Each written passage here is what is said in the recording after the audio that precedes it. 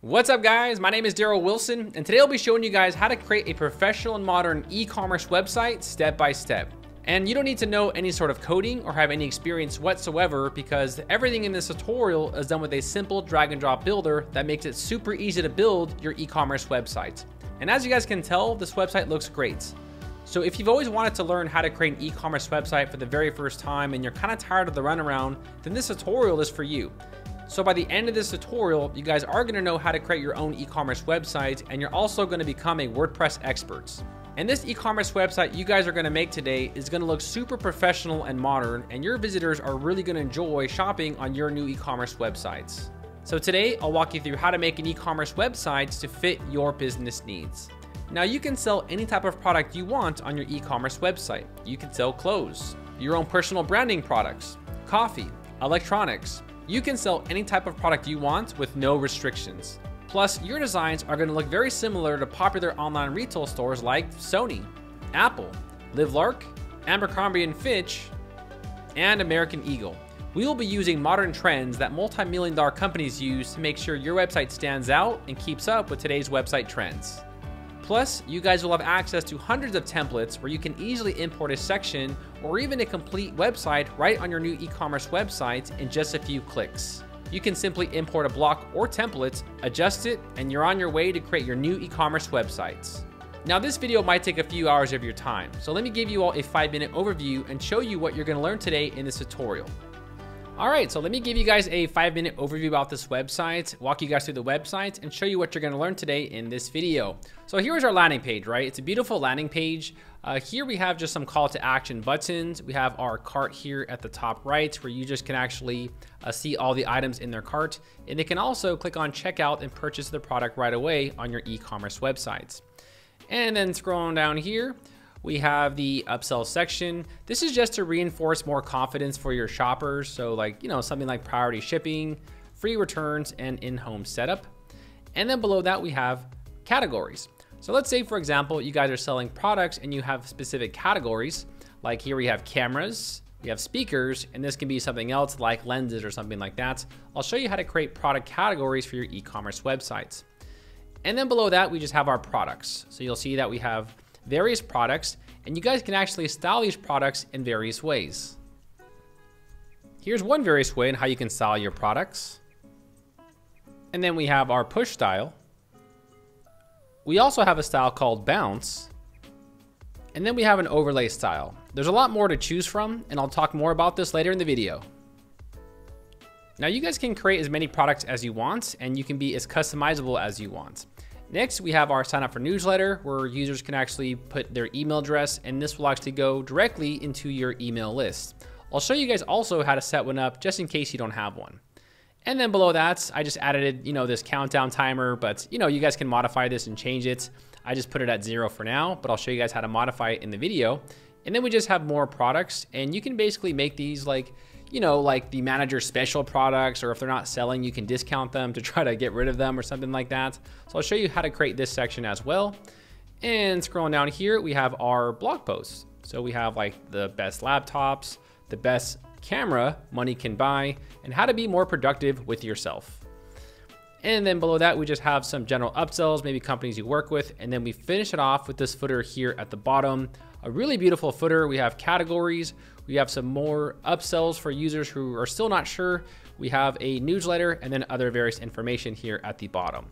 So let's go ahead and go back to the top. Now let's take a look at our shop page. So I'll go ahead and click on the shop page. Now you guys can create various shop pages with this theme. You guys can actually create a custom shop page from scratch, just like this one. And as you guys can tell, it's really slick, right? We have the sales banner here. We have a filter by price, so users can filter by price. We have products here on the left side. We also have a really cool promo video. So if you guys have promotional videos or something that you want to demonstrate for your products, I'll show you guys how to set all this up today in this video. Let's go ahead now and click on a product. So I'll click on this variable product right here.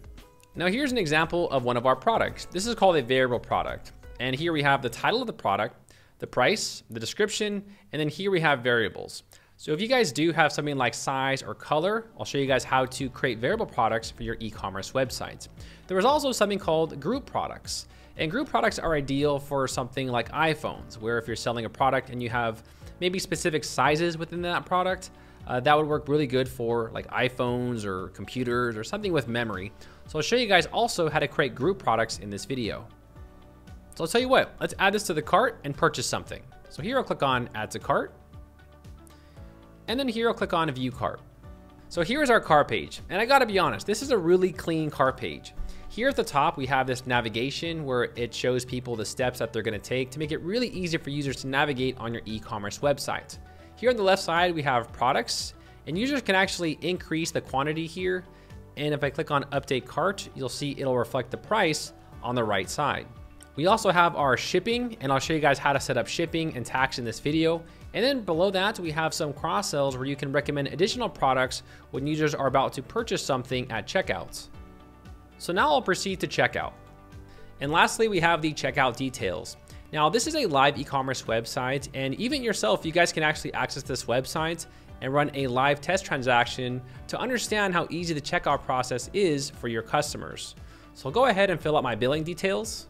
All right, so after we entered in our billing details, I'll just scroll down right here and I'll just put in the demo credit card number. So I'll put in 424242, right? Don't worry guys, it's not a real credit card, all right? And all you guys can actually use this same credit card number. This is used for test purposes only. And then here I'll put in a CVC. Here, what's really cool is you'll be able to actually have your customers save their credit card information on your e-commerce websites. So whenever they come back, they can just go ahead and purchase something without the need to find their credit card all over again. And then once we're done with that, I'll click on Place Order. And that is it. Your customer has now made a successful purchase order on your e-commerce website. Now you will also get an email notifying you of a new sale, and your customers will automatically get an email notifying them of their purchase receipts. Now, before I show you guys the emails, your customers will automatically get an account created for them where they can access their dashboard, they can view their orders, they can update their payment methods, and also update their address. So I'll go ahead and click on Dashboard. So here we have a really nice overview of the customer's accounts, and here they can view their orders, their downloads, their account details, and so on and so forth. So over here, I'll click on Orders, and here you can see that the order is in the accounts where they can actually view what they've purchased. Also over here under payment methods, they can always go ahead and update their credit card here or add another payment method. And under account details, if they ever want to adjust their name or their email, they can do all of that right here from within their dashboard. Now let's go ahead and check our email to verify that the purchase receipt was sent. So here's the email that is automatically sent to all your customers once they have purchased something on your e-commerce websites. And if we scroll down, you'll see that we have the product, we have the quantity, and then we have the price of their products. And then we have the billing address and also the shipping address. So here's the email sent to you notifying you of a sales notification. Now you guys can actually design and customize this email, and I'll talk more about that a little bit later in the video. But here is the product, the quantity, the price, and then right here, this will tell you where to ship the products. So as you can tell, it's a great looking e-commerce website. It's very easy to navigate. And by the end of this video, you guys are gonna have a website that looks just like this or even better. So I do hope you guys have enjoyed what you saw so far. And with that said, let's go ahead and get started and create your e-commerce website with WordPress. Hey party people. So I just want to let you guys know that me and my team, we did spend a few weeks making this video to make sure it's well structured and easy to follow. So all of you have a good learning experience from watching this e-commerce tutorial. So do me a favor, can you guys like this video? And if you guys have any comments or questions about anything in this video, feel free to let me know in the comments below. And with that said, let's go ahead and start with this video. Now we're gonna break this video down into 4 different sections. In section 1, I'll teach you how to get web hosting and a domain. A domain is the web address for your e-commerce website, like myecommercewebsite.com, and web hosting will host your website online 24 hours a day. We also do have an exclusive discount for all of you that you will only find on this YouTube channel, where you can get web hosting for as little as $2 a month. In section 2, I'll teach you how to create products. I'll show you the fundamentals of how to create different e-commerce products. I'll walk you through how to create a simpler product, and that means it has no variables, just a simple add to cart. I'll then show you how to create a variable product. A variable product has multiple options such as size or color. And then I'll walk you through how to create a group product. WooCommerce group products are a combination of one or more products that you can buy together as a single product. You can also use group products for specs within a product. For example, if you're selling iPhones, you might be selling different iPhones with different storage capacities, like 128 gigs, 256 gigs, or 512. In section 3, we'll complete the website. We will fully customize and design your website and also introduce you all to the theme customizer. And by the end of this section, you're going to understand how to fully design every aspect of your WordPress websites. In section 4, I'll introduce you all to the WooCommerce Settings. WooCommerce is a free plugin that we are going to use to create our e-commerce websites. It is the most popular e-commerce platform in the world. I'll show you how to adjust your taxes, adjust your shipping, integrate multiple payment gateways like PayPal and Stripe. And you'll be on your way to accept credit card payments right after watching this video. Now, I want to be very transparent about the fees in this video. You guys will need to purchase web hosting, and that's what keeps your website online 24 hours a day. But we do have an exclusive discount for all of you that'll make it really affordable to build your e-commerce website. We will also be using the most popular e-commerce WordPress theme called Flatsome. Flatsome is an e-commerce theme that is dedicated to making e-commerce websites and is the most popular WordPress theme on ThemeForest, and with good reason. It has tons of features, it's constantly updated to bring you the most modern e-commerce website available. The Flatsome theme costs around $59, and this is a one-time fee, and you get lifetime access, so you'll never have to pay month by month like other various e-commerce alternatives. So in the long run, you're going to save a lot of money with this video. So with that said, let's go ahead and get started. Let's first go to step 1. Now there is a link in the description of this video. It'll take you to a page to purchase web hosting. Okay, and this is Hostinger.com. Now, Hostinger.com is one of the most affordable and also fastest web hosting providers available.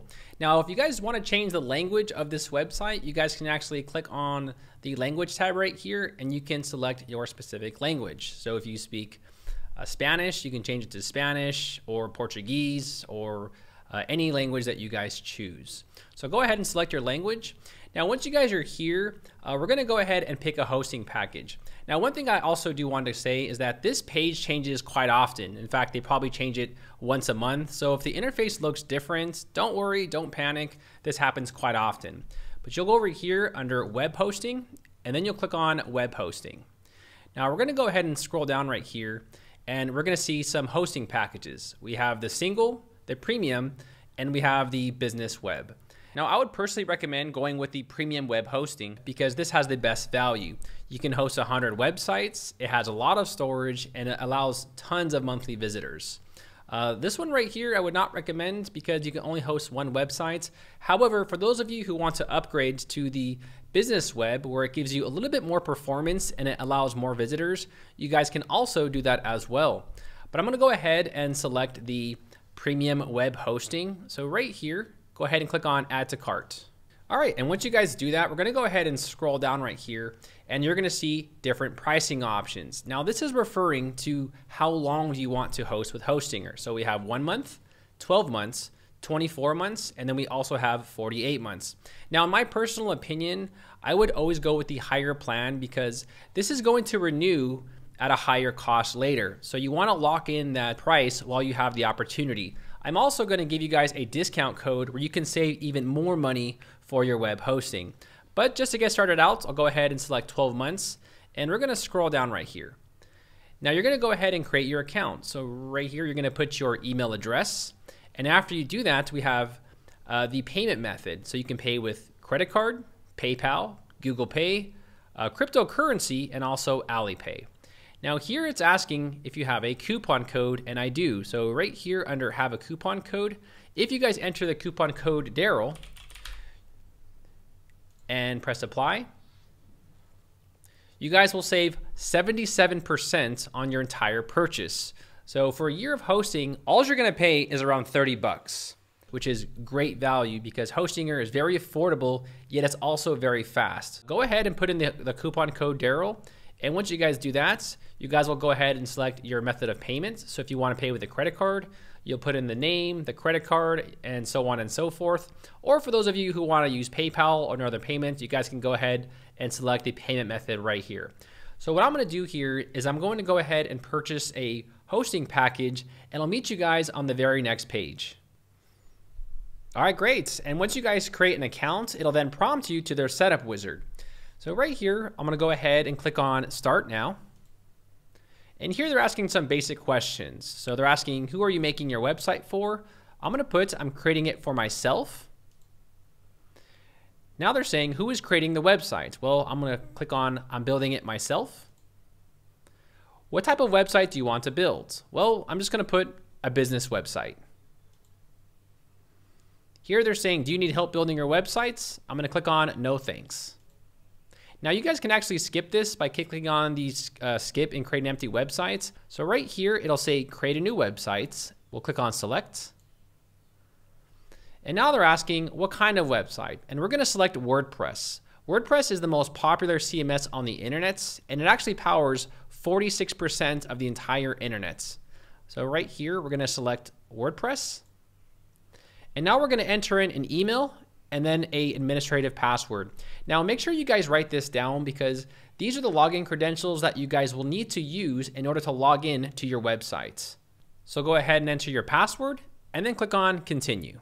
Now it's basically asking you if you want to add in plugins to your website. We can do all of this later. So for now, we're gonna go ahead and click on skip. I will manage plugins later. Next, they're asking us for a theme. However, we can do all of this from the back end and skip this. So click on skip. I don't need a template. Now we're gonna go ahead and select a free domain name. So right here, I'll click on select. Next, we're going to enter in our desired domain name. So go ahead and enter in the website that you would like to choose. So for example, mycoolwebsite.com or whatever it is the name of your business. You're gonna go ahead and put that domain name right here.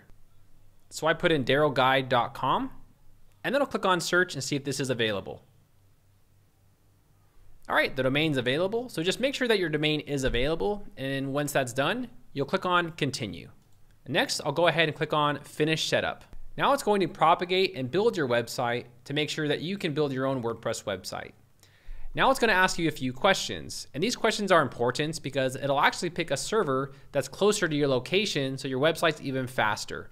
So for country, I'm going to go ahead and select United States. Next, you'll put if this is a personal or a company. I'm just going to leave mine as personal and then click on next step. Now it's going to ask you to put in some contact details. Now these are actually required for ICANN policies. Basically, whenever you register a domain, the ICANN registration wants to know whose domain this is, just in case later if you want to sell it or if you want to give it to another company. This is where the contact information comes into play. So I'm going to go ahead and put in my information here. All right, and once you guys enter your contact details, you'll then scroll down and click on Finish Registration. All right, so just give this part maybe about a minute and it's going to propagate your new website. All right, cool. So your website is now officially online. Now, before we edit our website, I do want to introduce you all to the control panel. So before we go to edit website, let's click on Manage Sites. And this is going to take you to your new cPanel. And this is where you can adjust your server settings and any settings that you want for your web hosting. All right, cool. So this is your actual Hostinger dashboard. And this is where you can get more information about all of your websites. So we can see that this is our dashboard. We have our hosting package, our domain. And if you want to take a look at some of the information right here, you'll click on WordPress and you can click on dashboard. So here are just some general options that you guys can apply to your WordPress websites. What I want you guys to do here is actually install the SSL. The SSL is this little green padlock that you see whenever you visit a website. Right now our website is not secure, so we don't have a padlock. So I want you guys to install one on your website. And don't worry, it's completely free. To do that, we're going to go ahead and scroll down right here. And here where it says SSL certificates, I want to install the SSL certificates. So go ahead and click on install. Here it's asking us which domain. I want to select my new domain that I entered and then click on install SSL. Now Hostinger is going to automatically install the SSL on our websites. So let's click on close. All right, great. So right now our SSL is installing on our website to make sure our website is fully secured. Now here at the top, on the right side, whenever you guys want to log into your WordPress websites, where it says edit website, you'll just go ahead and click on edit websites. And this is going to log you in to your new websites. So go ahead and click on edit website. All right, and congratulations, this is your new website. Now, right now it's taking us to build a post, but what I want you guys to do is go ahead and close this and then click on the W icon here at the top left. And then right here at the top left, go ahead and click on dashboard. Now this is your current WordPress dashboard, and this is where you guys can adjust all these settings and where you can configure everything about your WordPress website. Now, if you want to see what your website looks like right now on the internet, here at the top left, you'll click on visit sites. And this is your new WordPress website. I know it's a little bland, a little boring. You know, it's using a default theme, but not to worry. We're gonna make this website look fantastic. Now let's go ahead and log back into our website.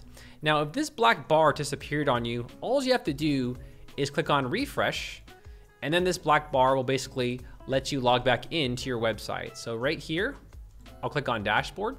That bar actually did not show up. All you have to do here is just type in -wp-admin, and that actually logs you right back to your WordPress websites. And from here, we can edit and build the websites. Now, before we go on any further, we also need to confirm our information with Hostinger, and we also need to verify our domain. So whatever email that you guys use to sign up, go ahead and check that email. All right, great. So once you guys log into your email, you're gonna see some emails from Hostinger. So here, it's gonna ask us to verify our email address. So first, let's go ahead and verify our Hostinger account. So I'm gonna click on verify email address, and then I'll click on verify email. And fantastic, we have successfully now verified our Hostinger account. So let's go back over here to our email. And now we need to verify our domain name. Now this is required for all domains, no matter where you host, because this is required for ICANN policy. So right here where it says verify your contact information, go ahead and click on this email from Hostinger, and then all you have to do is click on this link right here. And then it should take you to an email verified, and it has successfully verified your domain name. Now this is very important because if you do not verify your domain within 7 days, they will suspend the domain. So just make sure that you guys click on this link. It's very important. So let's go back to our WordPress website. All right, and as you guys can tell, our SSL is now fully installed. So it just takes a few minutes. And if we visit our sites, you can see that our SSL is fully secured. All right, so let's go ahead and go back to our dashboard. Now, before we go on any further, let's go ahead and adjust some of the general settings. Over here, you're gonna see settings and you're gonna see general. Go ahead and click on general. And from here, we can go ahead and adjust some of the general settings for your WordPress website. You guys can also change things like the site language, the time zone, the date format as well. Now, if you guys ever wanna change your email to log in, this is where you're going to change the email. So you'll go ahead and input any email that you want. You'll go ahead and confirm it. And this will be the new email that you guys will use to log into WordPress. Once you guys make those changes, you'll scroll down and click on Save Changes. The next one is the permalinks. Right here, you'll click on permalinks. Now, this is actually very important, and most people overlook this, but for the permalink structure, you always want to set this to post name. Now, the reason why you do this is because you want it to say your website, you know, /about us or /contact us, not a bunch of this numbers that don't really make any sense, like the dates and stuff like that. So go ahead and select post name and scroll down and click on Save Changes. All right, great. Now let's go ahead and go back to our dashboard. All right, congratulations. You guys got your domain and hosting, and our website is online and all ready to go. Now in this next step, I'm gonna show you guys how to purchase and download the Flatsome theme. The Flatsome theme is the #1 best-selling e-commerce theme for WordPress. It has tons of features, tons of templates, and it's really easy for beginners to adopt this new theme right away. Now, I also do want to remind you guys that purchasing Flatsome is a one-time lifetime payment, and that's much better than alternatives where they make you pay every single month because that can get very expensive. So in the long run, you're going to save a lot of money purchasing and using the Flatsome theme. So let's get started. All right, and the next step is we are now going to download and purchase the Flatsome theme. The Flatsome theme is the #1 most popular WooCommerce theme on ThemeForest for WordPress. Now there is a link in the description of this video. It'll take you to a page to purchase the Flatsome theme.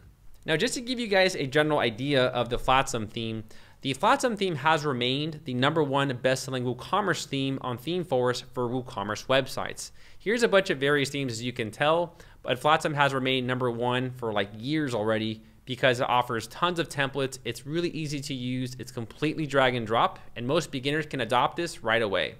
So let's go over here to the Flatsome theme. Now, right here, you're gonna see by license. Now, the great part about the Flatsome theme is that this is a lifetime plan. So you will only have to pay this once and never have to pay again versus alternative platforms where you have to pay a subscription, and I know it really sucks, but with Flatsome, this is a lifetime one-time payment. So you'll go ahead and click on Add to Cart, and then you'll click on Go to Checkout. And then from here, all you have to do is go ahead and click on Pay Secure, and then you guys can make your payment with credit card via PayPal checkout. Now, once you guys have purchased this, I will go ahead and meet you in your customer portal where I'll show you how to download it. All right, great, awesome. So we have now purchased the Flatsome theme. To download Flatsome, all you have to do right here is click on download and then click on installable WordPress file only. Now it's going to download a zip file onto your computer. Also, you will need the purchase code in order to activate it. So go ahead right here and click on the license certificate and purchase code, and then just go ahead and download that. Now let's go back over here to our WordPress website, and now we're going to upload those files onto our WordPress website. So over here, you're going to see appearance and themes. At the top, you're going to see add new. Now, before we upload the theme, let me just give you a general rundown of what is a WordPress theme and how it functions on your website. First, let's talk about what is a WordPress theme. Every website you make with WordPress requires a specific WordPress theme. Without getting too techy, a WordPress theme is a general style and layout of your current website. Each WordPress theme has different options in the theme customizer. The options can range from a header and a footer builder, different blog post layouts, controlling the width of your website like a blocks or a full width, or specific e-commerce features like product layouts or different shop page layouts. A WordPress theme generally controls the layout and style of your current WordPress website. A WordPress theme does not build the website itself, but it's more of an outside shell for the page builders and a starting point to build your WordPress website. So that's a general rundown of WordPress themes. A lot of these themes over here in the WordPress repository are free themes. However, they're very limited and they don't give you the flexibility and control that pro themes give you. So let's go ahead and upload Flatsome. So up here, you'll click on Upload Theme, choose the file, and now we're going to upload the zip file that we downloaded from ThemeForest. And here is the file. It says ThemeForest, and you can see Flatsome Multipurpose. I'll click on Open, and then I'll click on Install Now. All right, great. Over here, you'll see Activate. Go ahead and click on Activate. All right, cool. Now this is a setup wizard for Flatsome, but I don't want to use the wizard because we can activate this at any time that we want. So here you're going to see Return to WordPress Dashboard. Go ahead and click on Return to WordPress Dashboard. All right, now over here, you guys might see notices that want you to activate plugins. We'll do this in just a bit, but for now, you can go ahead and click on Dismiss this notice. On the left side, you're going to see Flatsome. So over here, let's click on Flatsome. And now we're going to enter our license code. And what this is going to do, this is going to activate the theme so we can now use it on our websites. To access your purchase code, you guys will go ahead and find it on the notepad that you downloaded from your ThemeForest account. So it'll look something like this. I'll go ahead and shrink this down, scroll down, and it's going to show right here. So it'll say item purchase code, and then it'll have your full code. You're going to go ahead and take that code and then just paste it right there and then click on register. So I'll go ahead and paste my code. All right, cool. So now the Flatsome theme is fully registered on the website, and now we can use it to build our e-commerce website. Now, if you guys ever come across like errors or something goes wrong on your website, which sometimes might happen, you guys can actually contact Flatsome and they will log in and fix any errors that you guys have on your WordPress websites. Over here, you'll click on support and we'll scroll down. And at the bottom right here, you're going to see contact author. All you have to do is tell them the issues that you're having. They'll go ahead and ask for your login credentials. They'll fix any issues. So if you guys do come across errors during the video, you guys can always contact Flatsome and they'll fix any errors that you have on your websites. Pretty cool. So now that we have Flatsome installed on our domain, let's just take a quick look at our website and see what's changed. So now you'll see that we have the Flatsome logo. We have a blue bar at the top where we have some social icons, and the website is slowly coming along. But let's go ahead now and create some pages for our websites. So let's go over here to dashboard. And over here, you're going to see pages, and let's click on all pages. Now these two pages come by default with WordPress, so we don't need to have these. So we can go ahead and click on this, move to trash, and then apply. Now let's make our own pages. So over here, I'll click on add new, and then I'll type in home, and this is our home page. I'll click on publish and publish. And now let's make another page. So over here, add new page. This will be our about us page. I'll click on publish and publish. Add new page. And then we're going to do our contact us page. Publish and publish. All right. Now let's take a quick look at our website over here. So let's go back to visit sites. And you're going to see that the pages don't appear because we need to create a menu. So let's go ahead now and create a menu. Let's go back to our dashboard, appearance, and then we'll click on menus. Now with WordPress, every website needs a menu. So this will be like the main menu. I'll click on a main menu, and then I'll click on create a menu. So here we have a list of our pages. Just go ahead and click on all of these. I know we have 2 home pages, but I'll just explain why we have 2 home pages. So here you're going to see custom link. This is the one you want to delete. So we just want our pages. A custom link is pretty much anything, right? You can make this like a Facebook link or a Twitter link or whatever by just saying like, oh, my Twitter page, you know, and then here you can just link your Twitter. So all you're doing here is just like a link where you can link them to any website that you want. But I'll go ahead and click on the custom link, scroll down and click on remove. So now we have the home right here, the about us, and then the contact. Now that we have the pages, I'll just click on the save menu. All right, cool. Now let's take a look at our website and just make sure the menus appeared. So now you see we have the home page, the about us page, and the contact page. Pretty simple. So now I'll click on the Flatsome logo to go back to our current front page. Now, I don't want this to be our front page anymore. I want the home to be our home page, but you guys might notice that this permalink pops up. So I need to assign the home page. And to do that, we're gonna click on the theme customizer. So up here, click on customize.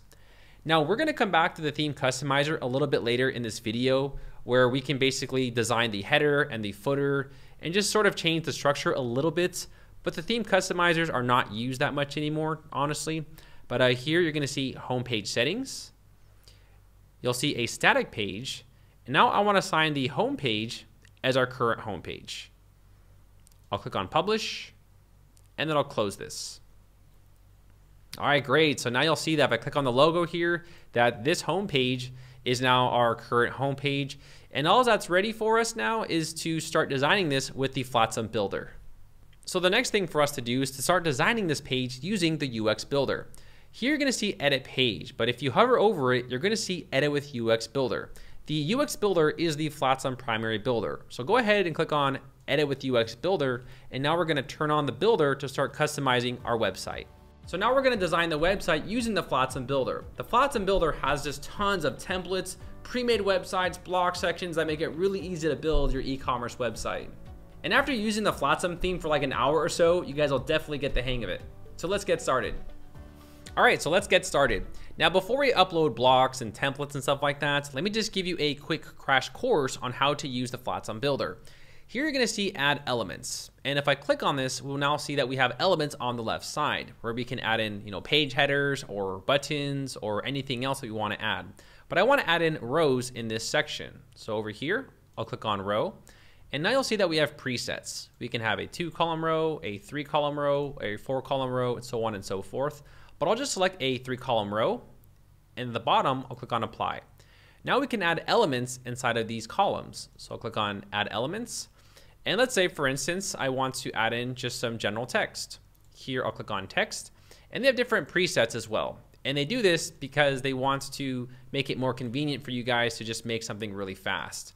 So I'll go ahead and do a paragraph with a subheadline. And let's say you want to add a button below this, right? So I'll just do the same thing. We'll add a button. And then we have cool little presets where we can just, get some design inspiration here. And just, there we go. I'll use that one. And then I'll click on apply. And if we want to add something, you'll see that we have this plus again. And this is where we can keep adding in elements within this specific column. So now maybe I want to add in like an image, right? But I don't really want to go look over here for everything, so I can just type it in, right? Image. All right, and then over here under image, I'll click on select media, and then we can upload an image. Now from here, you guys can upload images onto your website. So I'll go ahead and click on select files. And here I have a folder. I actually have this folder for you guys in the description that you guys can use to follow along as well. I'll show you guys how to upload it in just a bit, but I just want to give you this demonstration where now we have this image, right? And over here on the left side, you're going to see that we have a row, we have column, text, image. And I can rotate these, right? So I can drag and drop. If I hold on the image, I can drag it above the text, right? And here we have the button, and I can move the button, above the text or below it and stuff like that. So this is where you can drag and drop elements onto your websites. If I want to just basically close this, I can just collapse it. And now you'll see that we have the row, right? And then we have our 3 columns right here. So now we can do the same process all over again, right? But I think you guys understand now, right? We just go ahead and, click on something, and then we can go ahead and design it. But let's just go ahead and delete this really quick, and let me just give you guys some quick shortcut tips. Now, if I want to get rid of this column, I can right click and just delete this column. So now you see that we have just 2 columns, and I can do that again if I want. And now I can actually duplicate this column. So right here, you'll see column. If I right click, I can duplicate this, and then I can go back and do it one more time. So I'll go back here, and I will duplicate it just like that. So that's just a quick rundown of how to use this builder. You guys can pretty much use elements here by clicking on the plus anywhere on the column section, and this is where you can add in elements. Now, if you guys want to create a new section, here at the bottom, you'll see that there's this plus right here, and this is creating a new section from scratch, right? And now we can create like a new section and a row, just like we did in this previous section here. But let's go ahead now and get rid of all this. So I'm just going to say, you know what? I just want to start all over again. Here at the gear icon, we're going to go ahead and see this clear content. This will delete all the content on the page. So click on clear content, click on OK, and then we can start from scratch all over again. Now here at the bottom, there's templates, but we can access the Flatsome Studio, which offers much more templates than that. Here you'll see add elements.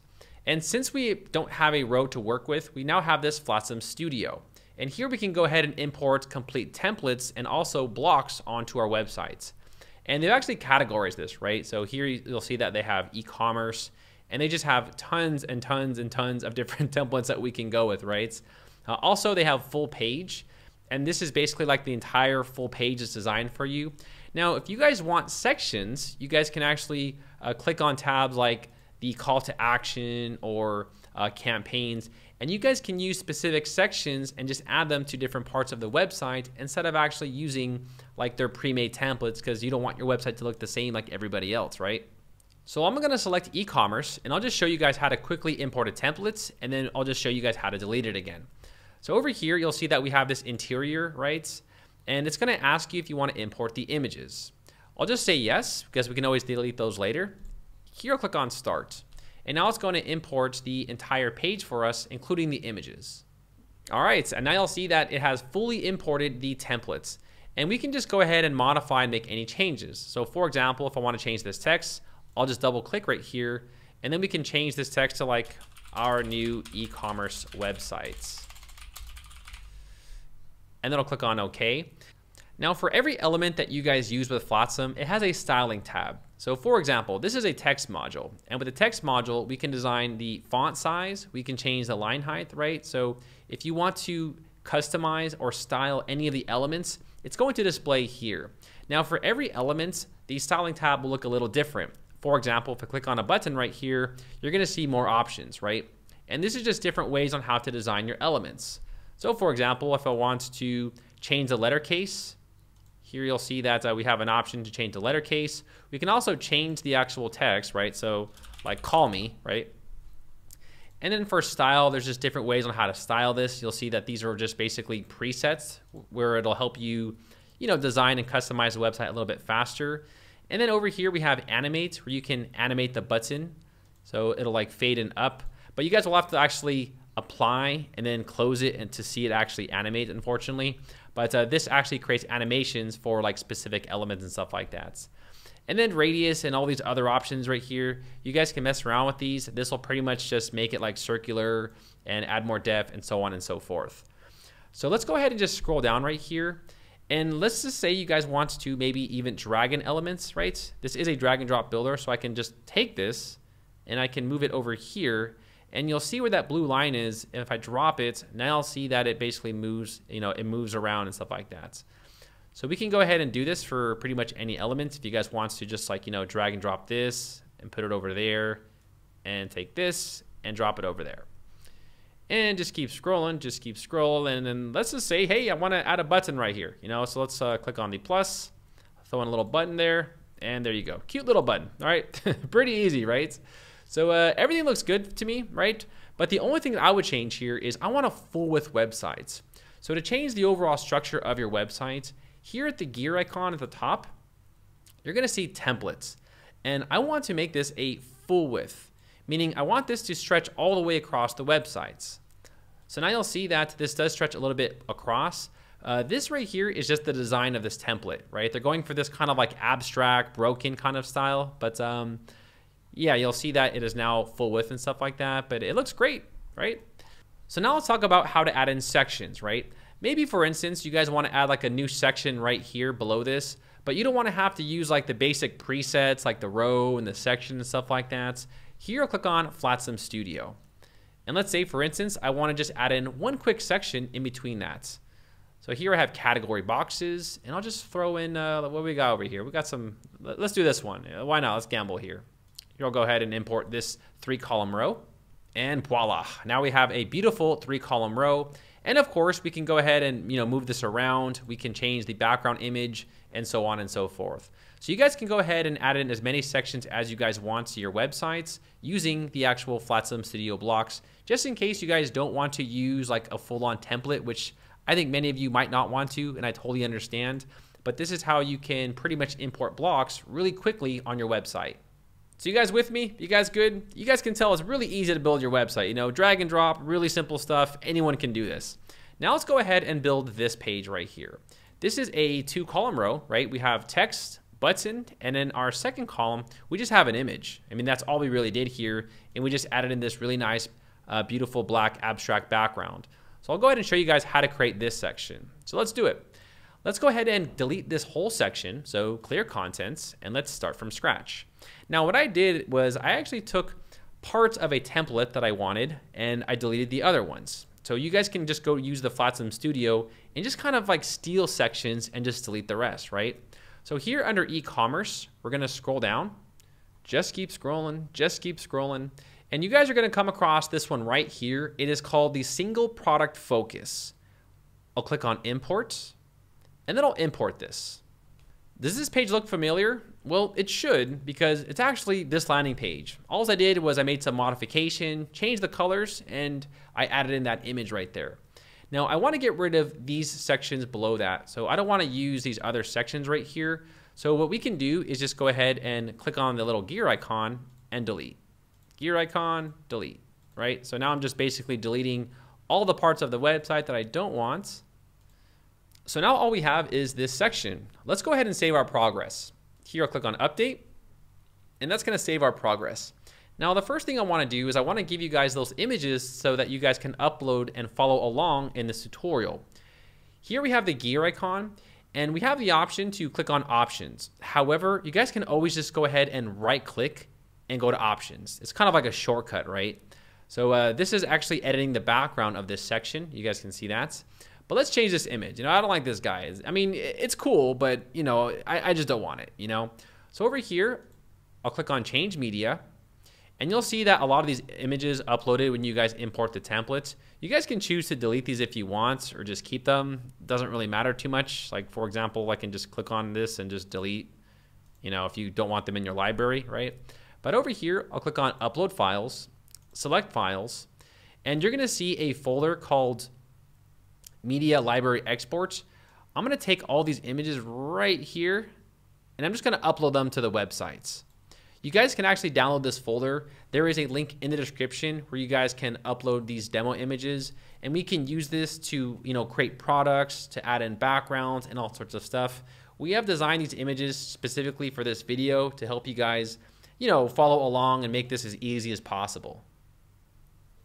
So let's just give this like a minute. All right, cool. So I uploaded these images. I also included a lot of images for you guys just to play around and mess with. Like if you want to use this as your background or this as your background. We did include some images just to help you guys get started, right?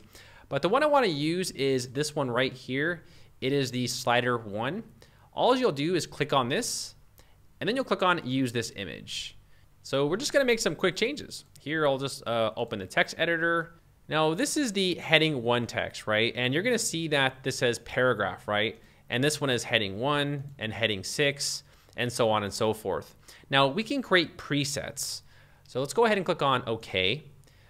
Now let's go ahead and create some presets before we go on to this, because as you can tell, if we try to change the actual font size, you're gonna see it changes the font size for everything. But maybe you guys just wanna have specific sizes for specific presets, right? So let's go ahead and go to apply here, and let's just save this really quick. Now let's go back to our theme customizer.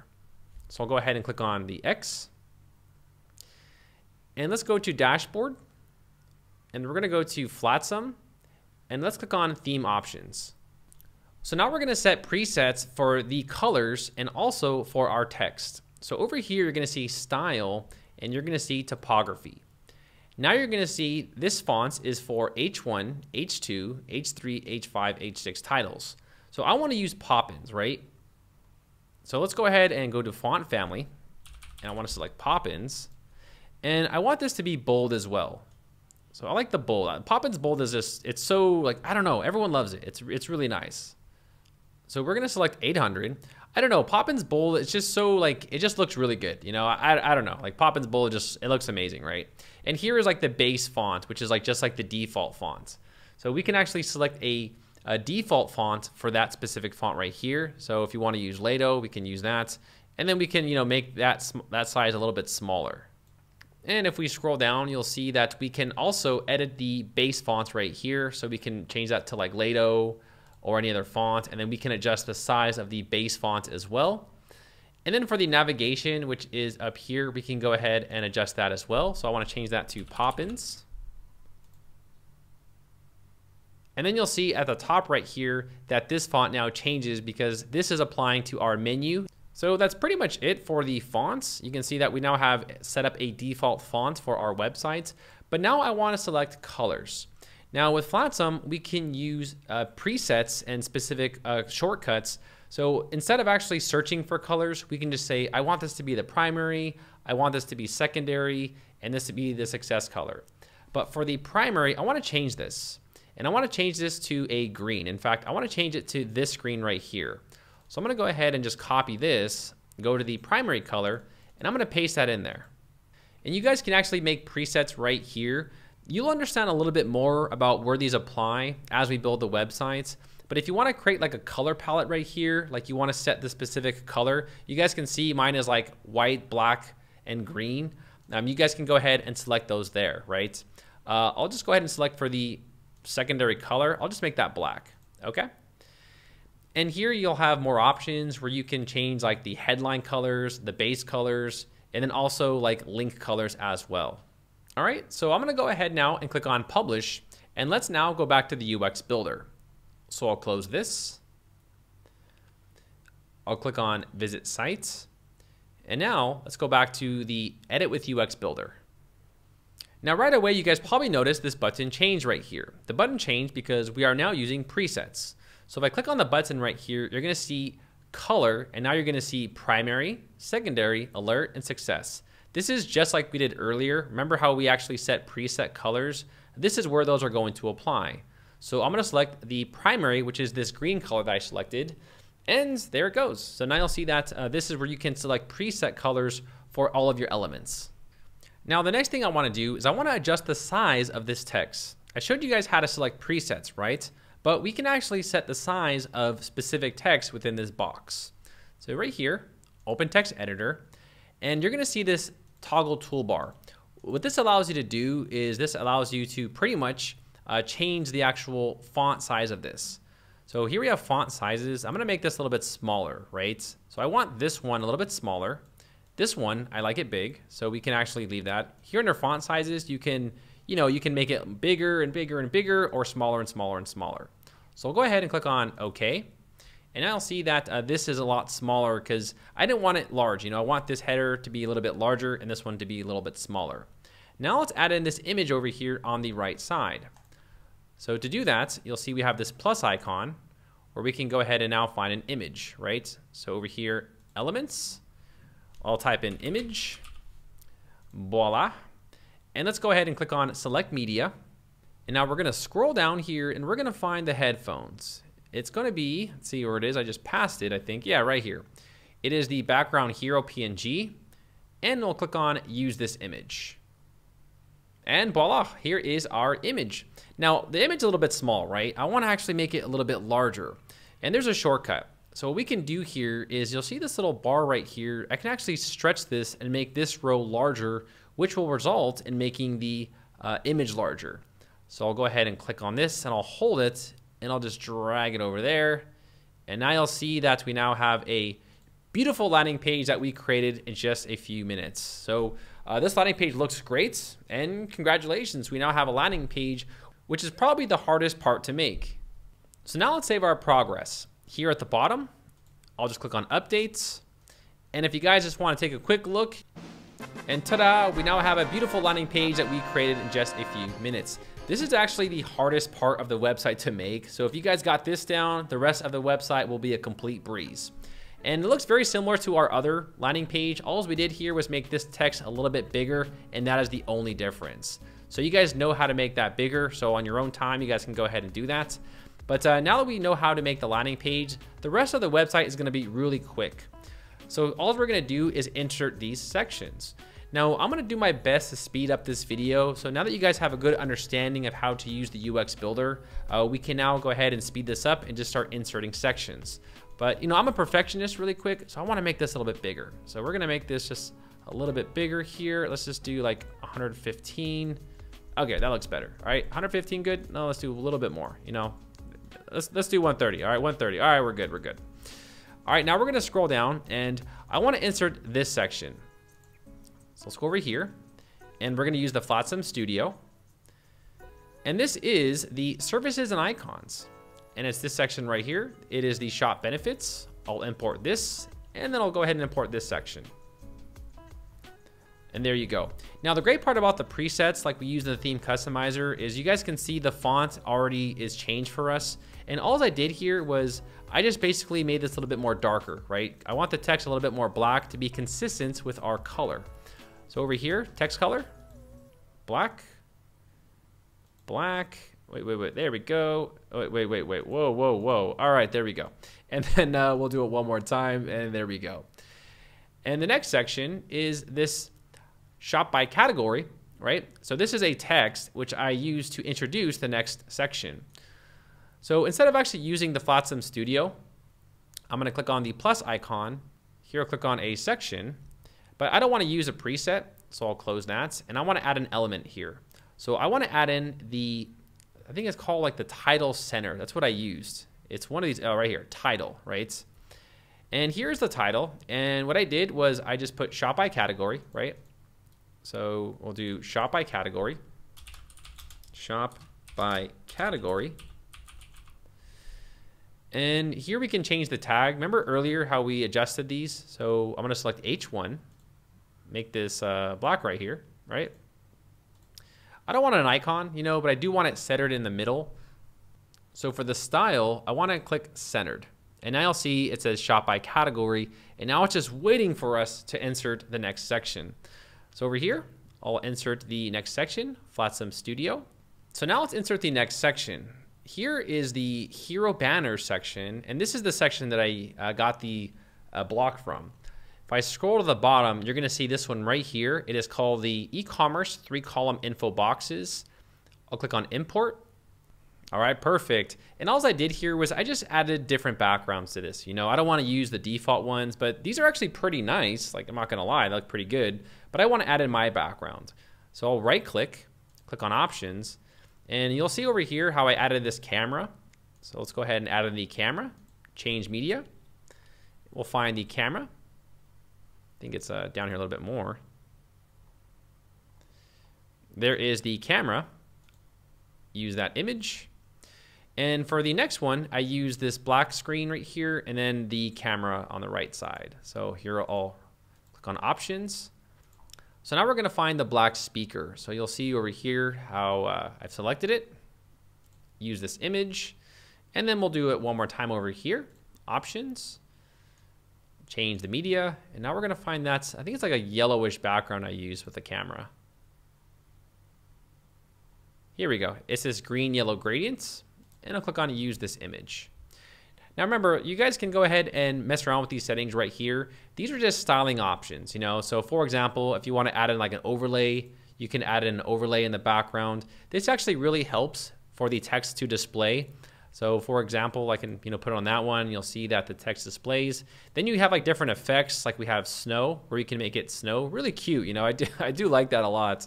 You have confetti, which looks really cool. Sliding glass, sparkle, and then like rain and stuff like that. So yeah, they have a bunch of really cool ones, but Don't get too crazy with them. You know, I know it's really fun, but you don't want your website looking like, you know, a bunch of moving stuff everywhere, and, you know, but yeah. You guys can also, you know, go through these right here and just mess around with them on your own free time. Really quickly, what I want to talk about is the shape divider. So if you guys want to add shape dividers, you guys can do that for every section. For example, here, the divider, we have like an arrow, right? And I'll go ahead and fill this just to give you an example. So what it does is it pretty much introduces the next section with like a little like design animation, right? You have that. I think they have clouds, right? Or curve, right? You can do like a curve invert. So it's like the other way, you know? And yeah, there's just a bunch of really cool styling options. And, you know, we can spend another hour talking about this, but I think at this point, you guys understand that you guys can go through this and just learn how to style this on your own free time. All right, let's go ahead and now go to product categories. And then, now we're going to do products, finally. So the next section, we're going to add in a title again, or we can right click on this and duplicate this. And then we can drag and drop this bad boy right there. How cool is that, right? All right, now we're going to start making products. And to do that, we need to install a plugin. So let's do that.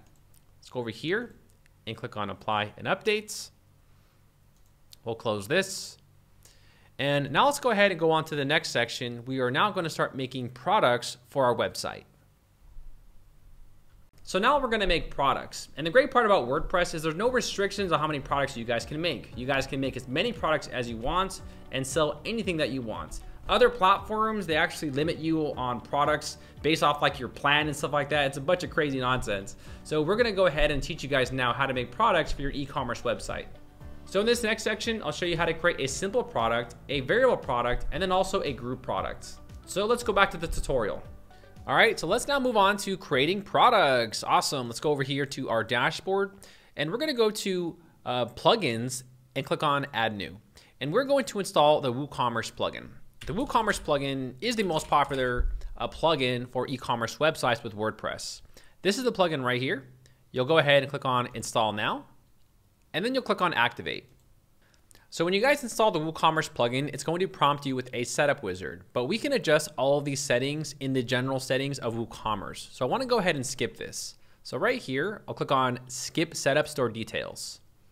Now, as soon as you install the WooCommerce plugin, you're going to actually get some pages that are automatically created for you. You're going to get the shop page, the account page, and then also like the checkout and the cart. And if you guys want, you guys can add these pages to the menu. So over here, we'll go to Appearance and click on Menu. And under the View All tab, we can now add in the shop. And if you want, you can, throw in the My Account if you want and stuff like that. So I'll go ahead and adjust this. We'll put the contact at the bottom. But I'll make the My Account like a drop down, right? I think that makes more sense. Let's do that. And if I click on Visit Site, you'll see that we now have the shop, but it's empty. And then we also have like the My Account. And this is where users can actually go ahead and have access to their products or their shipping details or whatever. So they can go ahead and access everything from right here. So now let's make some products. So to make a product, we'll go to our dashboard here, and under products, first let's click on all products. Whenever you guys create a product, it'll be displayed right here. But I'll go ahead and click on create products. Now we're first gonna create a simple product. So let me explain what a simple product and what a variable product is. So this right here is an example of a simple product. A simple product has no variables, right? So it's pretty much like a standalone product with no options at all. So this is an example of a simple product. And the next product we'll create is called a variable product. A variable product has variables such as size or color. For example, here we have these headphones, right? But let's say we have these headphones in like blue. You can also add variables like size, and this is ideal for like t-shirts, such as small, medium, or large. So I'll show you guys how to create a variable product as well. The next product is called a group product. A group product is a product with various sizes within the actual product. For example, let's say you're selling iPhones. Some iPhones might be 16 gig and some might be 32 gig. This is an example of a group product, and I'll show you guys how to create all three. All right, so let's get started. Now, what is the name of your product? I'm gonna put in Amazing White Headphones. And here you have the product description. Now this is the long tail description. So this description is gonna appear here at the bottom. This is ideal if you want to include things like the material or where it's made from, or just like the technical details. So I'll go ahead and just paste that in there. Next, we have product data. Now, this is a simple product. Now, you guys can also sell downloadable products, virtual products, and there's other products you guys can create, but I will make a separate video that goes into every single product in detail, and I'll put that in the description below. But I think most of you guys are just going to use a simple and also a variable product. A group product is something where if you have specific sizes within the actual product, for example, iPhone sizes, you might have like a 16 gig, a 32 gig, and a 64 gig. So next we have product data, and I'm going to select simple product because we're just creating a basic simple product. Here we're going to select a price. You guys can also select a sales date, right? So if you want to have like this on sale from a specific date, we can go ahead and select that here. So for example, I'll say this product is on sale between the 27th and the 31st. Here we have inventory. If you guys have SKU numbers, you guys can enter that here. If you guys want to actually show people how many you have in stock, you can actually select that here. This is optional. You don't have to do this, but if you want to create some sort of scarcity where you're saying we only have 30 left, you can go ahead and enable that there. Here we have the back orders where you can allow people to purchase this product even after it has sold out. And then also we have the low stock threshold. This is going to notify you when you start running low on the actual product. So I'll say, send me an email after we hit around, like after we only have 10 left. So then you'll have time to actually go ahead and purchase more from your supplier or whatever.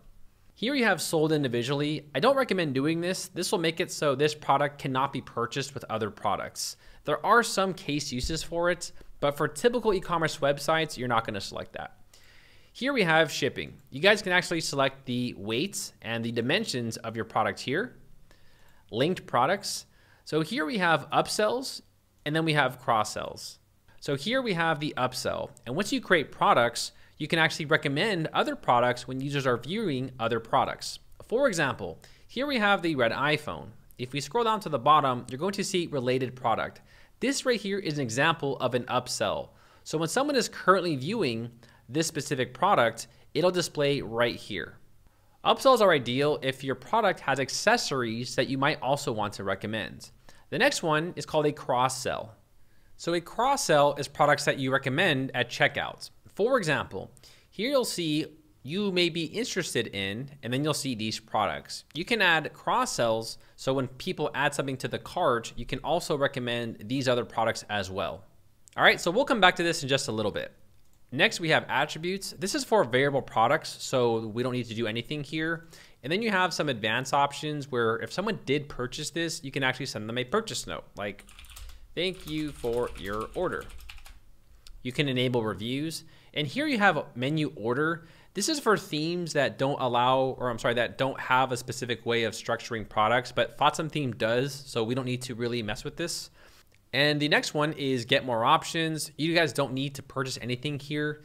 Here you have product layouts, which we'll talk a little bit more later in the video. And then you have extra. Here you guys can add extra features to your product. So for example, if you want to have like a custom bubble, you can, say something custom like, brand new or something, right? Brand new. You guys can also put in like YouTube videos. So if someone actually views the product, they can actually click a little light box and a video can display for your product. So I'll go ahead and paste something there. Now here you have the product short description. This is actually the most important description. So for example, if I go over here and click on a product, this is the short description. So it's the main description of the product. So you want to put something that really stands out. So I'm just going to use some demo text right here and just go ahead and, paste something in. I'll go ahead and, I'll make this look a little bit cooler. I'll put in some buttons, right? Like made in USA, best quality, super amazing. I don't know. You guys can get it, right? But you guys can actually use some of these tools right here to design the actual short description. Now on the right side, you're going to see that we have some options. We have the product image. So I'm selecting the white headphones. So I'm gonna go ahead and set product image and just use like the white headphones, right? So I'll grab these headphones here. And here we have product gallery. So for example, if you guys have multiple images of your product, you guys can actually have users skim through the other images. So let's just imagine that, we have different angles of the actual headphones, right? I think we saw one right here. There we go. All right. And then here we have product categories. So this is going to be headphones.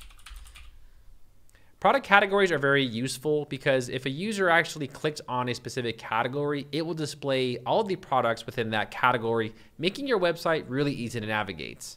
And then here we have tags, right? Like headphone electronics. And I think we're all ready to rock and roll. I think that's it. All right. So now that that's done, let's go ahead and click on publish.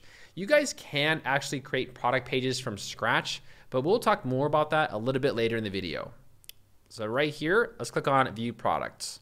And ta-da, here we go. We got your product. We have amazing white headphones. We have the description. You can see our bullets, and we have different product gallery images.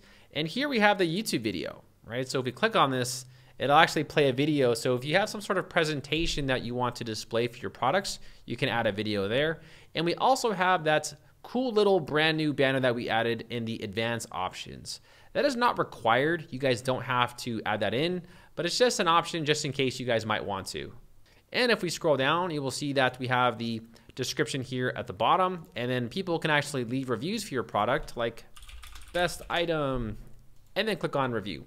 There is also options where people who have only purchased their product can leave reviews as well. So that's pretty much it. Oh yeah, and right here, 30 in stock. Remember how we set the manage level? We have the category and then we have the tags. So for example, if I click on headphones right here, later on, once we create more products for that category, they will all be displayed right here. And you can even add the category to your menu to make it really easy to navigate for your visitors. So congratulations, we have now successfully made a simple product. Now let's make a variable product. Let's go over here to plus new and click on products. So we're now going to make a multi-purpose headphone, right? So multi-purpose headphones, right? Sorry, I'm not illiterate. It's just hard for me to type on the keyboard when I'm looking down, and I have a microphone in front of me, so it's a little hard, you know. I'll go ahead now and speed this up. So this is our long tail description, right?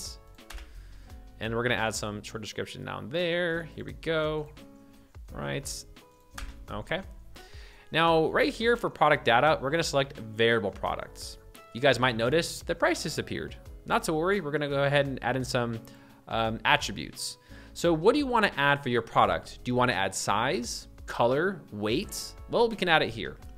So I'll put in size. We got small.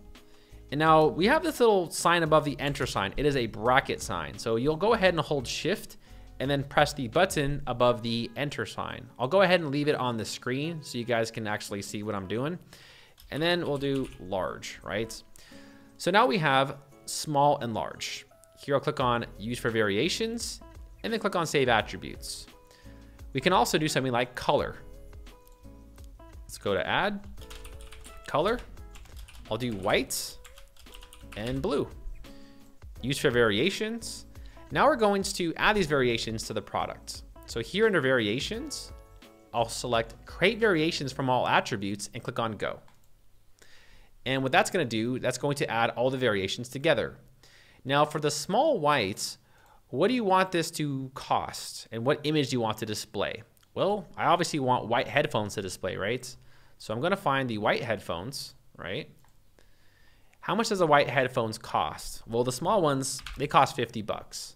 And that's it. I'll go ahead and just break this down.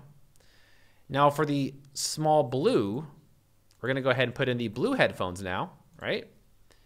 And the small blue costs 50 bucks as well. And these are very similar to the other options, right? You guys can obviously add a sale price. You can put in the dimensions and the weights and all this other information. Let's go ahead and close that. And now we have large whites. The large white is going to cost 100 bucks, right? Because it's larger, you know, that means it's going to cost more money. So we're going to put 100 bucks. And the same thing for the blue, right? And this also costs $100. Variable products can take a lot of time to make. You know, they're no fun sometimes. You know, I had an e-commerce website once that had like 200 variable products, and it took a long time. You know, but that's really that's just what it takes. Now here, I'm gonna select headphones, right? Because we've already created a category for headphones. Product tags, headphones, blue, white. And now we're gonna select a product image, right? So what is the default image that I wanna use? Well, you can either choose blue or white. It doesn't really matter. So here you're gonna see under variations how this says default form values. So what is the default value you want selected? So I'm gonna put a small white, right? So basically when people see this product in the shop, what do I want them to see? Well, I'm gonna make them see a small white headphone first. I don't really need to add product gallery images. You can if you want, but it's not really necessary because they're gonna see it anyways. And I think that's it. Let's go ahead and take a look here. Here I'll click on publish. Now, if you guys missed one thing, if you guys missed the price or if there's something that you did not fill out properly, this product will not display and it will not be allowed for people to check out. All right, so I just wanna give you guys a quick little notice. Here, let's click on view products. All right, and here's an example of the variable product. So you'll see that the small white is selected by default, right? And if I change this to something like blue, you'll see that the product also changes. And if I select large blue, you'll see that the price also changes from $50 to $100. And we can just, keep rotating this and you'll see that it fluctuates according to what we set it to. So congratulations, that's how you guys create a variable product. Variable products, they do take time to make, and if this add to cart does not display for you, that means you probably forgot to add the price somewhere on one of your variables. So now let's go ahead and create the last product, which is called a grouped product. Let's go over here to plus new, and we'll go to product. Now, group product are actually a little awkward to make. At times it could be a little confusing, but not to worry, I'll run you guys through on how to do this. Now we're gonna do the iPhone, the cool iPhone here, cool iPhone. Okay. And just like before, we'll go ahead and add in some description, but this time I'm gonna select grouped product right there. Here we'll throw in some description, right? Throw in some description. Okay, here we go, description. And there we go. And I'm gonna add in a product image of an iPhone. And at this point, that's all we're really gonna do. So we're just gonna add the title, the description, and the image for now. Let's go ahead and click on publish. Okay. So now we need to create the actual sizes for the iPhone. Let's do that. Up here, plus new, products.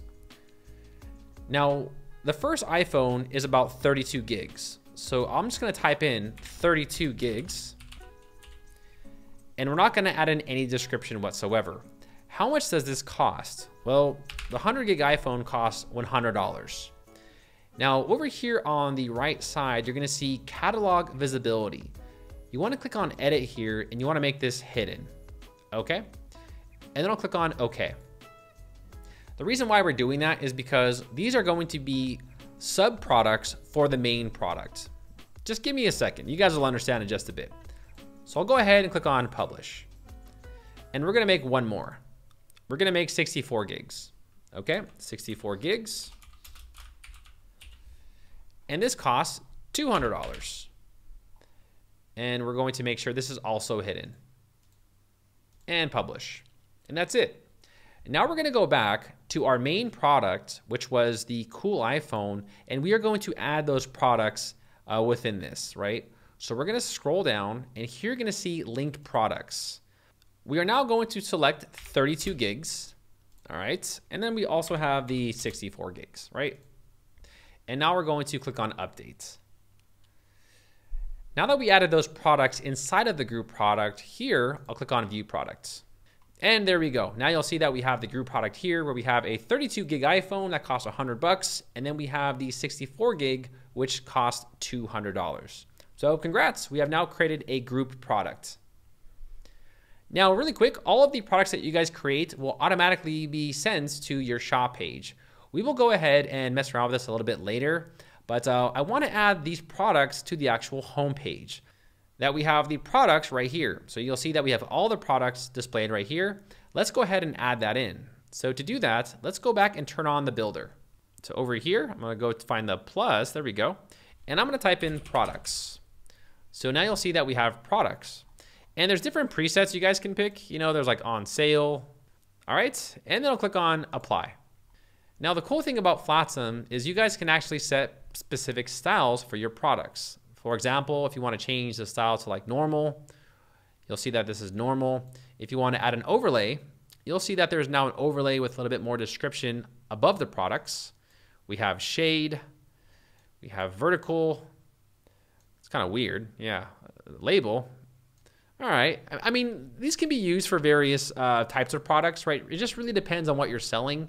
And that's why I picked Flatsome, because it's very multi-purpose. But I like push. I think push is really cool. But if you guys do use push, you'll see that the quick view is kind of behind the title, unfortunately. But if you guys want to go ahead and take that out, all you'll do here is under the box section, you can like take out quick view, or you can take out the rating, or you can go ahead and turn on and off some of the features for the product. And these options right here are to basically add in like animations. So if you want to like fade into the left, you'll see that it beautifully fades into the left. And then you guys also have other various styling options right here. So you guys can go ahead and mess around with these on your own free time. And over here we have columns. So if you guys want to select like, a 3-column row or even 2 columns and stuff like that, you guys can mess around with all these settings right here and customize this to your liking. At the bottom, you can adjust the text. So you want to put the text on like the middle, or you want to make the size different, or you want to have a specific background color. You guys can go crazy and knock yourself out and mess around with all these options right here. All right, great. So now that we added some products, let's go ahead and keep going. Here on the demo website, you'll see that we have a 4-column row, and we just basically made 8 products display. But once you guys create more products, you'll see that they automatically propagate right here on your homepage. The next section was just a sign up, right? So we have a sign up form. Now, if you guys want people to like subscribe to an email list, I'll show you guys how to set that up. Here, let's go ahead and go to Flatsome Studio, and we're gonna scroll down and we're gonna find sign up. And I use this one right here, the call to action newsletter. I'll go ahead and quickly import this. All right, and I wanna give it my, I wanna carry my color scheme. Ooh, actually that's too much. Let's go ahead and actually upload an image instead, right? That was too much green, I'll go ahead and select a media image. And I think I use the dog, right? I think I use a dog here. I use this one right here. And I wanna add an overlay. It's a little bit too, there we go. See, now the text is easier to read. And over here, you're gonna see that we have this short code. The reason why we have this short code is because we need to install a plugin called Contact Form 7. And then we're gonna integrate a service, and I'll show you guys a list of services that are available. So let's go over here to our dashboard. Now over here under the appearance section, you're gonna see install plugins. These are the necessary plugins that Flatsome recommends. We can go ahead and install these. Like this right here is a contact form. This is social login, and this is the WooCommerce wish list. So I wanna install these 2 here. Also really quick, if you guys wanna know the name of the plugin, it is called Contact Form 7. So over here under plugins and add new, if you type in Contact Form 7, this is a plugin that we actually use to embed the contact form and also the email subscription list. Now on the left side, you're gonna see this contact pop up. Let's go ahead and click on contact. So this contact form can be used to actually send contact forms directly to your email inbox, and it can also be integrated with other platforms to capture emails for an email list. Over here under integration, so they do offer 2 integrations. They have Sendinblue and also Constant Contact. I'm gonna show you guys how to set this up with Sendinblue. There is a link in the description of this video. It'll take you guys to the Sendinblue website. So this is sendinblue.com. You guys can actually start with a free trial, and you guys can sign up, and this company will actually store all of your email subscriber list, and then you can send them email blasts and you can market to your audience. So go ahead and click on sign up for free. Now I already have an account with these guys, so all you're gonna do here is just go ahead and make an account, and then I'll meet you in the customer portal. If you guys don't want to have an email subscription list, you guys can actually skip to the next section. But for those of you who want to add it to your websites, I'll walk you through how to do that. All right, and this is Sendinblue's dashboard. Now I'll probably be having another video that talks about this, but let me just quickly show you guys how to actually create lists and then how to send emails to those specific subscribers. Over here, you're gonna see contacts. Now the first thing that you guys will need to do is create a list, right? That's basically saying, where do you want these people stored? Well, over here, you'll see that we have lists, and you're gonna add a new list. You'll see that I have various lists here. Over here, I'll click on add a new list, and this will be for like Flatsome. Create an empty list. All right, so now you'll see that we have our list right here, but we don't have any subscribers. So sad. Now, once you guys actually get subscribers over here under the campaign section, you guys can actually click on create an email campaign, and then you can send a list to that specific group, right? So for example, newsletter, right? Newsletter, create a campaign. And here you'll see where it says add recipients. So you'll just go ahead and select that specific list, right? So you'll see here how we have the Flatsome list, but we don't have any contacts yet. So once you guys actually get some contacts, you guys can just go ahead and go through the process here and then send an email blast to those specific subscribers. But I'm just going to click on save and quits because this is going to be for a whole nother video. I don't want to spend too much time talking about Sendinblue, but all we're going to do over here is go over here to SMBT and API. And we're just going to copy and paste an API key, and that's it. So over here, you'll see API keys. Now, you guys can always generate a new one. I've already created one, but I'll just make a new one here, and this is for Flatsome. I'll click on generate. And this is the key I'm going to have to paste, and that's it. So Sendinblue, set up integration, paste it there, save changes, and we are done. You'll now see that Sendinblue is active on this website. So now let's go over here to the contact forms, and we're going to make a new form. So add new, and this is the sign up. Next, we're going to go over here and click on form. Now, all I really want is their name and their email address, right? So I'm going to go ahead and get rid of the subject and the your message because we don't really need to add that, right? So we have the your name, the your email, and then the submit button. Over here, you'll see Sendinblue. This is where we're going to now integrate it. So I'll click on add form. We'll click on Flatsome, and then I'll click on save. We also have the message section. So next we have the messages section. And let's say, for example, someone actually subscribes to your email list. You guys can change this to like, thanks for subbing or something like that, and this is the actual notice that will display once users have actually subscribed to your email list. Here, I'll go ahead and click on save. And now you'll see that we have this shortcode. However, Flatsome is fully integrated with this contact form, so you don't need to actually copy and paste it. You can just go ahead and click on Edit with UX Builder, and the form will be displayed in the contact form elements. So we'll go ahead and scroll down here. And here you're going to see the contact form. For select form, we can now select the sign up form. We have your name, your email, and then submit. You guys can also just put like, your email and that's it. You don't even have to put name if you don't want to. That's strictly up to you. Now, there is something I do want to mention. Whenever you guys actually get a user to sign up, it'll actually display in your account right here.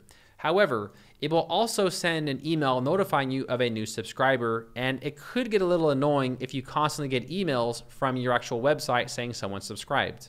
So what you guys can do is for the site admin email, you guys might want to put an email here that you don't use too much because it's going to constantly notify you that someone has signed up, right? So I'll put in like Daryl portal@gmail.com, and then I'll click on save. And I'm going to make a quick change over here for the form. I just want your email. Just give me the email. That's it. That's all I want. Just give me the email. I don't really care about your name. I don't think they care either. They just want to get deals and stuff like that. So yeah, I'm just going to put your email and then submit. And now let's go back to our builder and turn it back on. So edit with UX Builder. And if we scroll down and I click on this, you will now see under select form, we have the option for sign up. And there it is, your email. You guys can actually find this widget by going over here to add elements. I believe it's here somewhere. It's like called CF something. Here it is. So this is the actual elements. So if you guys can't find it, you guys can just click on the form, contact form 7 elements, and it'll display right there. So let's go ahead and test it to make sure this is working. I'll go ahead and close this, click on update. Now I want to put in the email. So I'll put flatsome@aol.com. So now I'll put in an email, flatsome@aol.com, and click on submit. And over here under contacts and lists, you will now see Flatsome has one contact. If I click on it, you will then see flatsome@aol.com. So you guys can see that we fully integrated it with Sendinblue. All right, so really quick, let's just go ahead and make the rest of the websites. And you guys don't have to follow me here. I'm just going to show you guys how I did this. Here we have our think it is the title, right? We're gonna go ahead and find the title. If you guys can't find it, you can just go ahead and click on search, and voila, we got the search. This is gonna be centered, and we're gonna make this black, right? So the color is black. And I wanna add in some padding. You guys can see that this is a little bit too close to the top. So for margin top, I wanna add in like 30 pixels or something like that, right? You guys can also add in like, you know, space at the bottom as well. And I wanna make this just a little bit bigger. And below that, we added in a countdown. So countdown. So I'm gonna select a row right here. And the reason why I'm selecting row is because I wanna be able to control the size of the actual element. So I wanna drag in that element within the actual row. So add elements, and now we're gonna find the countdown. All right, so now see it looks very structured. And then you guys can select like the actual year, and it's gonna create like this specific countdown timer. So here you guys can go ahead and adjust these to your liking. Next up, I'm going to add in some products. So products, and then of course we can adjust the styling for these products as well. All right, now I wanna add in a blog section. So I'll go ahead and click right there. So now we're gonna add in blog posts. Over here, I'll click on blog posts, and this is where your blog posts will all display. We're gonna create blog posts in the next section. It's really quick, so it's pretty much the same thing as making a page, except it's just a post, right? But we'll do this after we finish the home page. Next, we're going to add in this section, and I just use like a basic, I just use a Flatsome Studio here, and I believe I used, over here under testimonials, I selected the banner with simple logo row. I'll go ahead and import this. All right, cool. And then I just changed the background, right, to our to the background that we've been using. And that is pretty much it for the home page. We will talk more about how to create the footer a little bit later when we talk about blocks, where we can insert blocks into different parts of the website. But overall, we have completed our home page. So congratulations. Let's go ahead and click on Apply and Updates. Let's close this really quick. All right, so I just mentioned earlier that you guys can create blog posts. And over here, you'll see that we can create posts. And this is very similar to like making pages, right? So this will be like top 10 best products for your office. And then you can just go ahead and put in some, description. So I'll go ahead and type something in here, just some demo content. Now right here, I want to put in an image. So I'll type in dash image, and then we can just insert an image here. So if you want to like add an image like in between, stuff like that, you can do that. And then I can just modify that, and then we'll press enter, and we'll just keep putting some content. There we go. And on the right side under posts, we can add in a featured image and also create categories. So under categories, this will be like electronics. I'll create a new category. And then for the featured image, this is the image that represents the article. So I'll just go ahead and put in just like a stock image here. Click on set featured image, and we are done. Now this is using a different builder. It is called Gutenberg, and this is like the default builder with WordPress, but this is your posts. So we have the top 10 best products for your office, and then we have some text, we have the image, and then we have, more description, we have the admin, and then we have some social sharing here at the bottom. So pretty cool. And that's how you guys can create a post. Now, if you go to home right here, all of the posts that you create will automatically be propagated here at the bottom. So every time you guys make a post, it'll display right here. Really nice, really easy to navigate for your visitors. Now, the only thing we need to do here next is just make an About Us page and a contact page. But what I'm gonna do here is just use a template, guys. I'm really lazy. I don't wanna make everything from scratch. And I think you guys are pros now. So I'm just gonna go ahead and go to the Flatsome Studio and just import a quick template. Here, I'll just click on the About. And I use this one right here, import, and then I'll import this one. Now, the only thing I need to do here is I want to make this full width, right? So over here under templates, I always want to select full width. And if you guys look at my other website here, it's very similar. All I did was I just basically added in this image. I made this text darker, and then I added in like these images right here. So let's do that. Here, I'll just right click, options, change media, and we're gonna find that gentleman that was smiling. The green shirt actually matches our color. And here I'll just change the position.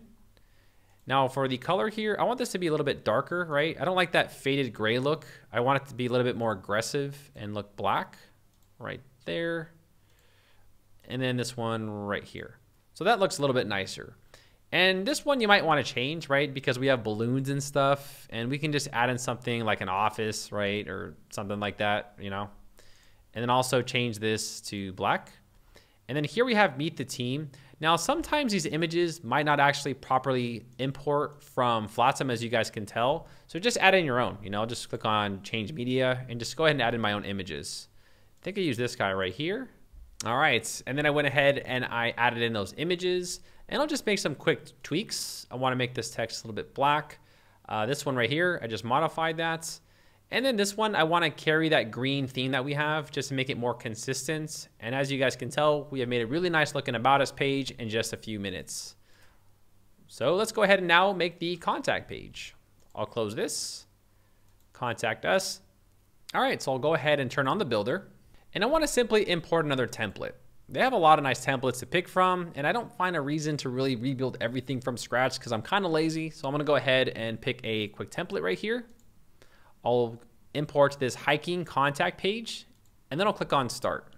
All right, so now the first thing is I want to make this template's full width, and this image doesn't really work well. You know, it's a nice image, but you know, we're selling electronics, and that's talking about hiking. So I'm going to replace that with, I have various images you guys can pick, but I'll just select this one. All right, and I'll just reposition these headphones really quick just to make it look a little bit more modern. There we go.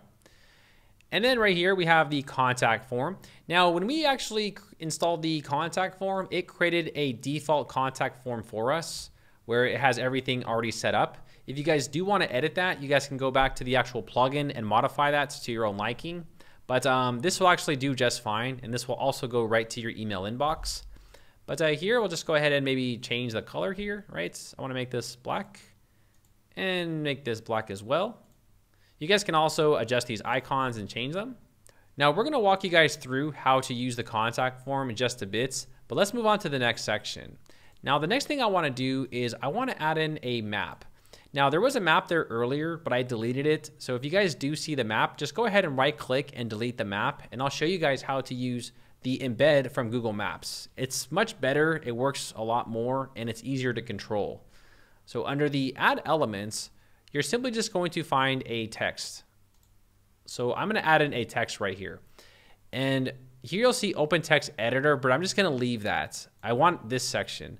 This is the actual visual section. So I'm going to backspace all of this. And now I'm going to go to Google Maps.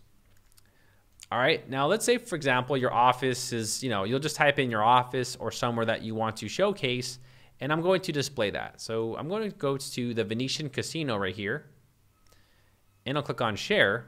And here we have embed a map. And I can make this small, medium, or large. I'll just do large. I'll click on copy HTML. We'll go back over here and we'll just paste it in there. And now you'll see that the map displays really nicely right there. And obviously we can control the size of this as well. So if you guys want to control this and if you guys want to move it around, you guys have all the options right here. All right, so now that that's done, let's go ahead and click on updates and let's go ahead and close this. Now what we can do is we can test this contact form now. To find out which email that you guys are using, you'll go over here to the contact forms, and here we have the contact form 1, and under the mail section, so whatever email that you guys use to sign up with WordPress, it's going to send it to that specific email. If you want to change it, you can actually type it in manually. So for example, I want all the emails from that contact form to go to this specific email address. And then click on save. So now let's go ahead and test out our contact form. All right, so we're gonna put my name, Daryl Wilson, your email, we're gonna put dad@aol.com. Howdy there. Hey, this is from Flatsome. And then I'll click on submit. All right, thank you for your message. It has been sent. So now let's go ahead and check my email. Go up here, and there it is. It came right away. So Daryl Guide, howdy there. And here is the actual email. It was sent directly from the contact form from our new website. So now our website is fully integrated and people can send you emails right to your inbox. All right, and before we go on to the next section, I just wanted to touch base on just some general options that you guys might want to add to your menu, and also talk about the blog one more time. So over here, let's go to our dashboard, and over here we have appearance and menus. Now that we have like different product categories and stuff like that, you guys can actually add those to your menu as well. So over here we have product categories, and if you want, you can even add those product categories to your menu. This is optional. You don't have to do that, but I just want to showcase where you can add this, Also for the blog, you can actually add in the blog categories to your menu as well. And you can even add like the actual post that you created on your menu. So once you actually use WooCommerce and you create product categories and then post categories, you can add all those to your menu as well, making it a little bit easier to navigate. What I have seen is some users actually put in the categories below the shop. So then like they can actually see all the categories and just go directly to those products. So I'll go ahead now and click on Save Menu. All right, and over here under the shop, if I go to headphones, you will now see that the product categories display right there. Now, the last thing I want to do is I want to create a page that all the blog page. Now, the last thing I want to do is create a page where all the blog posts will propagate automatically. So let's do that. Here I'll go to plus new and page. And this is like the main blog page, right? So this is blog. And publish and publish. And I'm going to go back to the theme customizer now. And I want to assign that page as the actual blog page. So over here, customize, homepage settings, the post page, this is the blog page now. Now, I can also assign the menu here from the theme customizer, and it's kind of a shortcut, but I don't like using it too much. Here under menu, you'll see our main menu. I can actually add an item here, and I can add in the actual blog page. So here you'll see the blog, and I can like put it right over here and click on publish. I mean, that's another way to do it. You don't have to do it like that, but it's, I just want to show you that it's there, right? And if I go to blog, you will see that all the blog posts that we create will be propagated right here. Well, party people, I told you guys this was easy. We fully created the website, we've designed it. So now let's move on to the next section and talk about the theme customizer. So as you guys can tell, using the Flatsome theme is pretty simple, right? You guys can just insert a section, delete it, upload a new one, and vice versa. Now in this next section, I'll be introducing you all to the theme customizer. The theme customizer controls various parts of the website like the header, the footer, the shop page, and also the custom product page. You guys may or may not use a theme customizer. It really depends if you want like a custom one that you can build from scratch, or if you just want to use the Flatsome defaults, which also look really good. So let me go ahead and show you guys the theme customizer.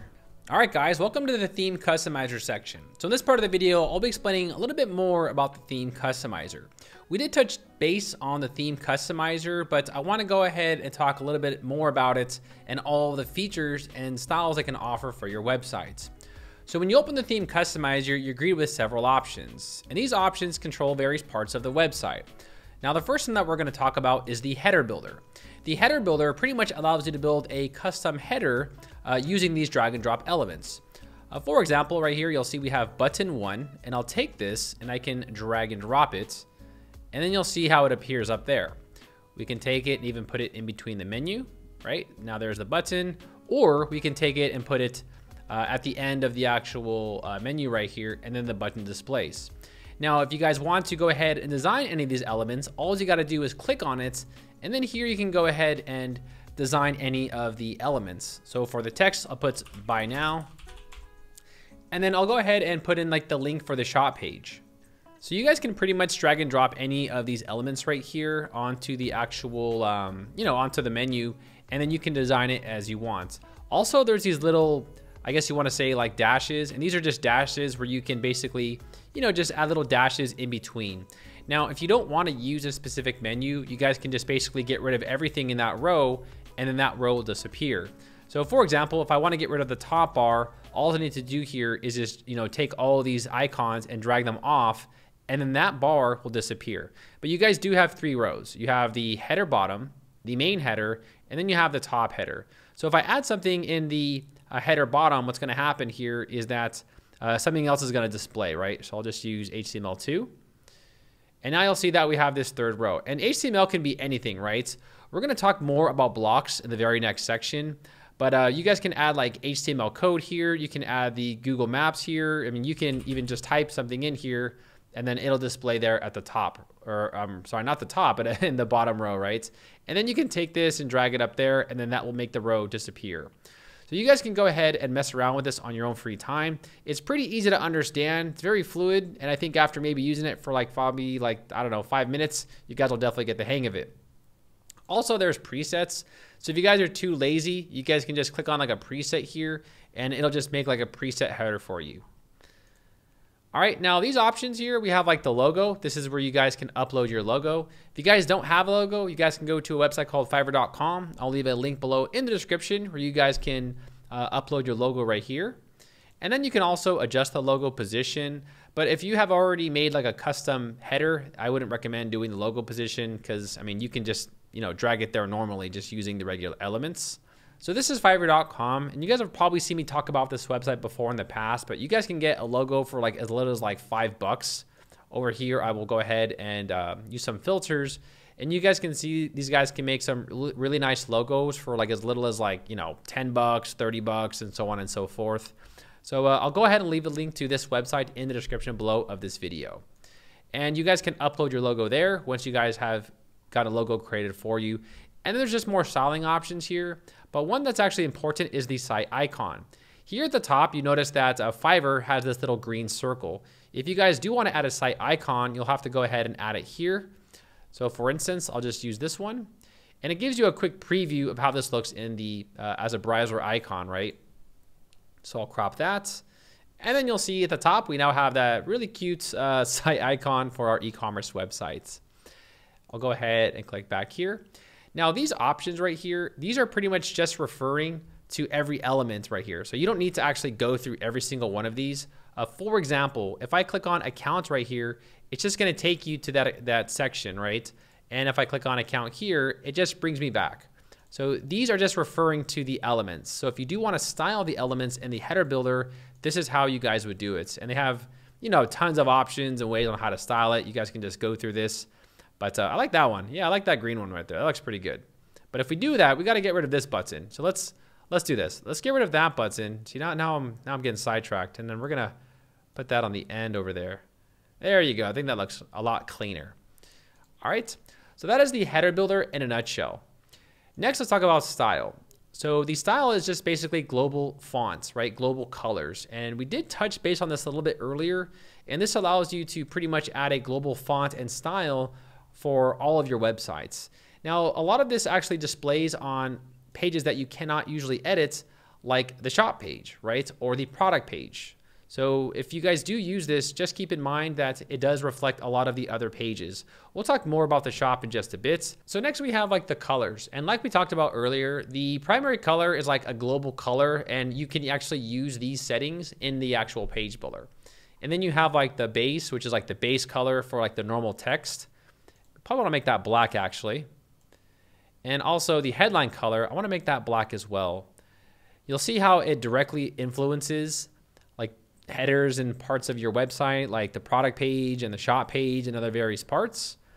And yeah, you guys can go ahead and just, design this as you need. Like for example, the add to cart buttons, the sale bubbles like this one here, and other various options like the review stars, where you can even change like the review star colors to something else. You'll see how they turn red. And yeah, so you guys can just look at this and know pretty much what they do. After you guys mess around with it, you guys will probably just get the hang of it. All right, let's go back. So next we have the blog. And here we have some options to further design and customize the blog page. Here you'll see we have that date icon, but if you want to move like the data box style, you guys can go ahead and move it. Also, we have the blog layouts. So you'll see right now we have a right sidebar, but we can actually say, I don't want a sidebar. Or we can put the sidebar on the left side or on the right side. And then here you guys have like post layouts where you can actually change the actual post. I really like this one right here. I feel like this is so simple to read, right? We have the image, the description, and then we have the continue reading button. So I'm gonna leave mine right there.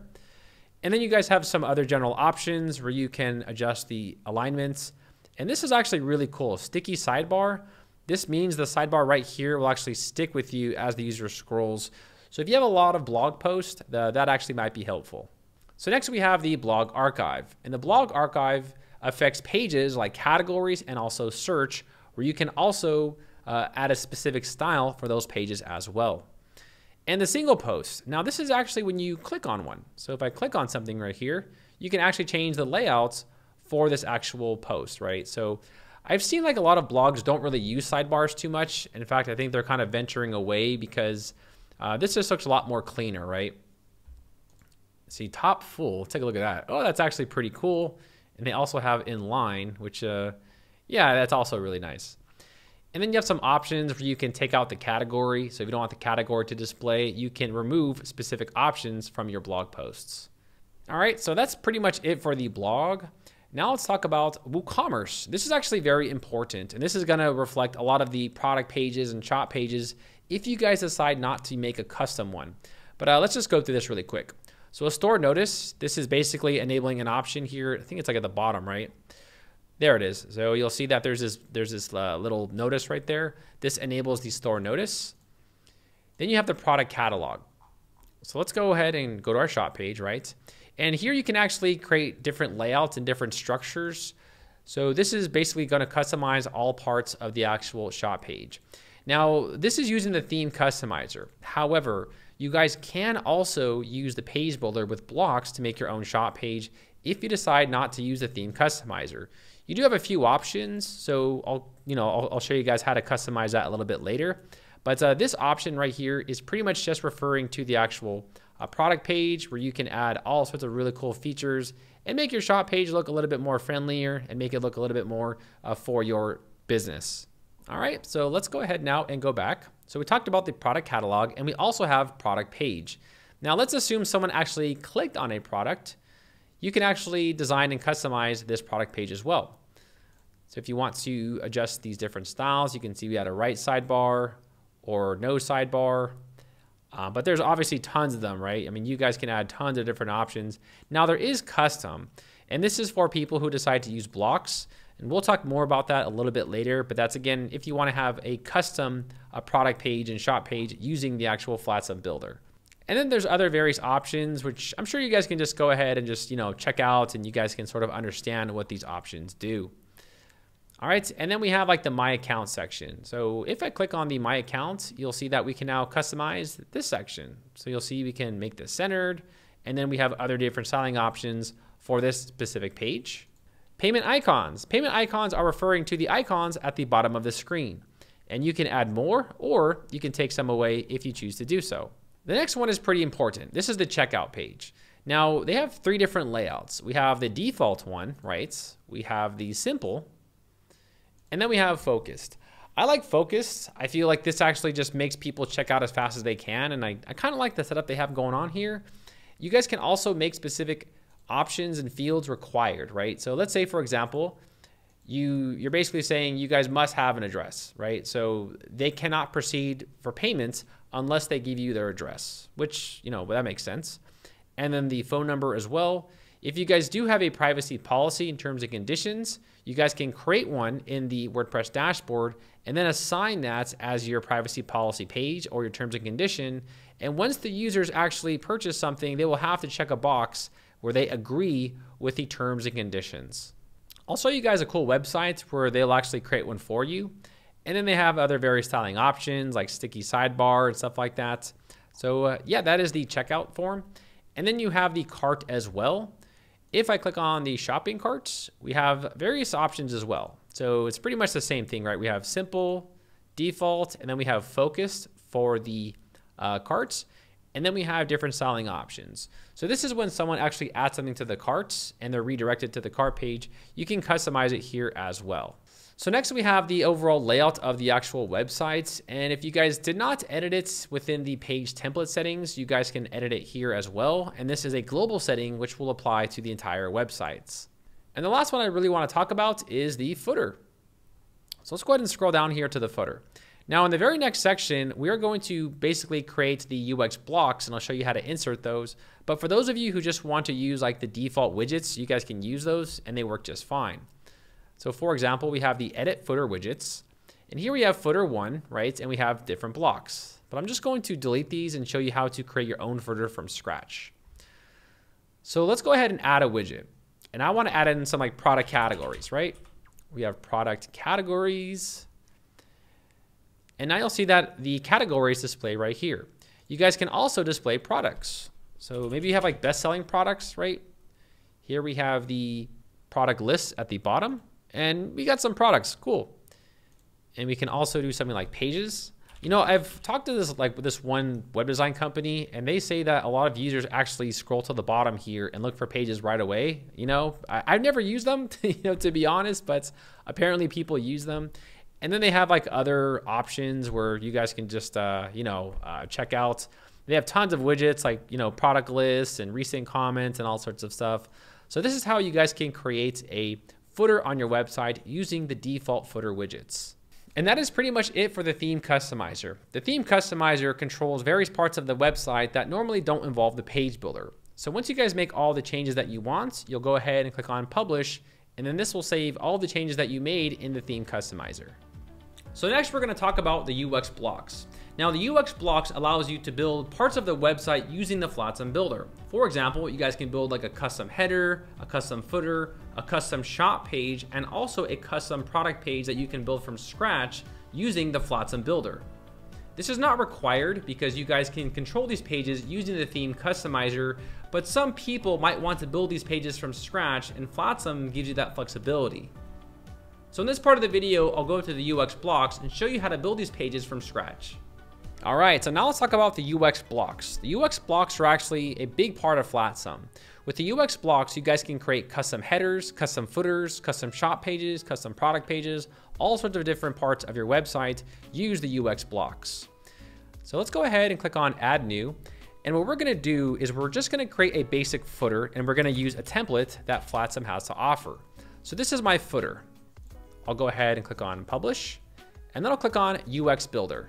Now I'm gonna click on Add Elements, Flatsome Studio, and then we're gonna find the footer section. So here we have footer, and I use this specific footer on my demo website. So I'm going to import the eCommerce metal footer. All right, cool. Now you guys can actually customize this and design this. You know, you guys can add elements, you can drag and drop stuff. So you can pretty much add to your actual footer that you're building. So let's say for instance, you wanna add like a new section here, and you want to add in elements like a page title or something like that. You guys can go ahead and add anything that you want and build this footer however you want. Now, since I've already showed you guys how to use the page builder and everything, I'm not really going to cover, you know, how to do a footer from scratch, because obviously you guys can use some of their pre-made templates to speed up the process. But once you guys actually build a footer from scratch, however you want, you'll then click on Update. Now we're going to take this UX block and we're actually going to insert it in the websites. So over here we have this short code. Now I'm going to take this short code and we're going to put it in the theme customizer. Okay, so here we go. We have the footer, and now we have the custom footer block. Now we can go ahead and select the footer. And if we scroll down to the bottom of the website, you are then going to see that the original footer with widgets has disappeared, and this is now our primary footer. All right, great. So now you'll see that the custom footer block is now taking effect, and the original footer that we had has disappeared. So that's how you guys can make a custom footer. It's really simple, and all you got to do here is just click on Publish, and then that is your new footer for your website. All right, so now let's talk about how to build a custom shop page. On my demo website, you guys probably noticed that we have this custom shop page, and you might have also noticed that we're using the page builder for our default shop page. Now, all I did here was I just wanted to add a banner here, and I added products, and I added a sidebar on the left side. So let me show you guys how to set all this up. So over here we have Add New, and I want to go ahead and make a shop page. I'll publish that, and then I'll turn on the UX Builder. And let me just walk you guys through on how to do this. So I first want to just make a banner, right? So I just want a quick banner. So I'll just, grab a banner from the Flatsome Studio. All right, so I'll go ahead and click on banners, and I want to use this Black Friday deals right here. I'll go ahead and import this, and I want to add in that little cute little snow thing that I got going on. I thought that was pretty cool. We'll do snow, right? So this is the actual banner, and I'll reduce the padding. I want to put 0 because just to make it a little bit more smaller, right? And below that, you'll see that we have products. So we have a 2-column row, right? 2 columns. And here I'll go ahead and walk. So here we have a 2-column row. We have 1 column with products and 1 column with the sidebar. Now we're going to add in another section. Now right here, I'm gonna click on Add Elements, and we're gonna add in a new section. And this is gonna be a 2-column row. Here's some presets, but I don't wanna use those. So here we go, Add Elements. We'll put in a row right here. And then I want this row a little bit more skewed, right? So I wanna have like a small side on the left, and I wanna have a large side on the right. So right here we have large right. Okay. And for my elements, I'm gonna add in the widget area, right? And I'm gonna select the sidebar of shop sidebar for now. We'll come back to that in just a bit, but yeah, we're just gonna leave it as the shop sidebar. And for the elements over here, I'm gonna put products. All right, and what we can do is, we can add in more products and stuff like that. We can design this. And if you guys want, you guys can keep adding in more. Like for example, if you want to add something below this, like a promotional banner, or you want to just keep building your shop page, you guys can keep building it because all your products will display here as you upload more. So for example, over here under Add Elements, under the Flatsome Studio, here under Campaigns, I'll just insert, like another banner or something like that. And then even below this, you guys can even add more, right? So you can even add more products below that and so on and so forth. But this is a custom shop page that I've made from scratch. And let's say, for example, I want to assign this as my new shop page. Well, let's do that. Here I'll click on Apply and Updates, and then we'll close this. I'm now going to take this short code and I'm now going to insert this in the theme customizer. So let's go over here to our theme customizer. And now we're going to go to our WooCommerce product catalog, and we're going to scroll here. Okay, so we have a few options here. We have the shop page header and the shop page content. Now the shop page header is referring to the header. The shop page content is referring to the actual catalog layout. Now, for example, I'll go ahead and paste the actual shop in the shop page content. And what that's gonna do is that's going to keep the actual header for the theme. It's also going to replace the actual products on the page. And this is now our current shop page. Now, if you guys want to create an additional custom header using the page builder, you would go back and you would make another header or another block. And once you make that block, you would then insert that block there, and that will disable this specific theme header for your actual website. All right, so I hope that makes sense. So now you'll see that we have a beautiful custom shop page that we can fully design and customize. Now let's go ahead and click on Publish here. Now you guys might have noticed how on the left side, we don't have anything, right? The reason why we don't have anything is because we don't have any widgets on our shop sidebar. So over here under widgets, you'll see shop sidebar. And now we're gonna add some widgets. So let's first add filter by price, right? Filter by price. And this allows people to filter by price. We can also add in product categories, right? Product categories. I think over here, let's see what I did. I added a banner, right? So we can also add an image, right? An image, and I actually gave you guys an image that we can use. So I'll just go ahead and insert this little cute banner that I made, and I'll drag and drop that and put it up there. And let's see what we got next. Next we have, we got a promo video. So if you guys want to add like a YouTube video, they have like a little, they have like a little video player where you can just go ahead and copy and paste a YouTube video. So I'll click on Add Video. And here I have Insert from URL. I'll just go ahead and paste in my YouTube video. All right, and click on Add to Widget.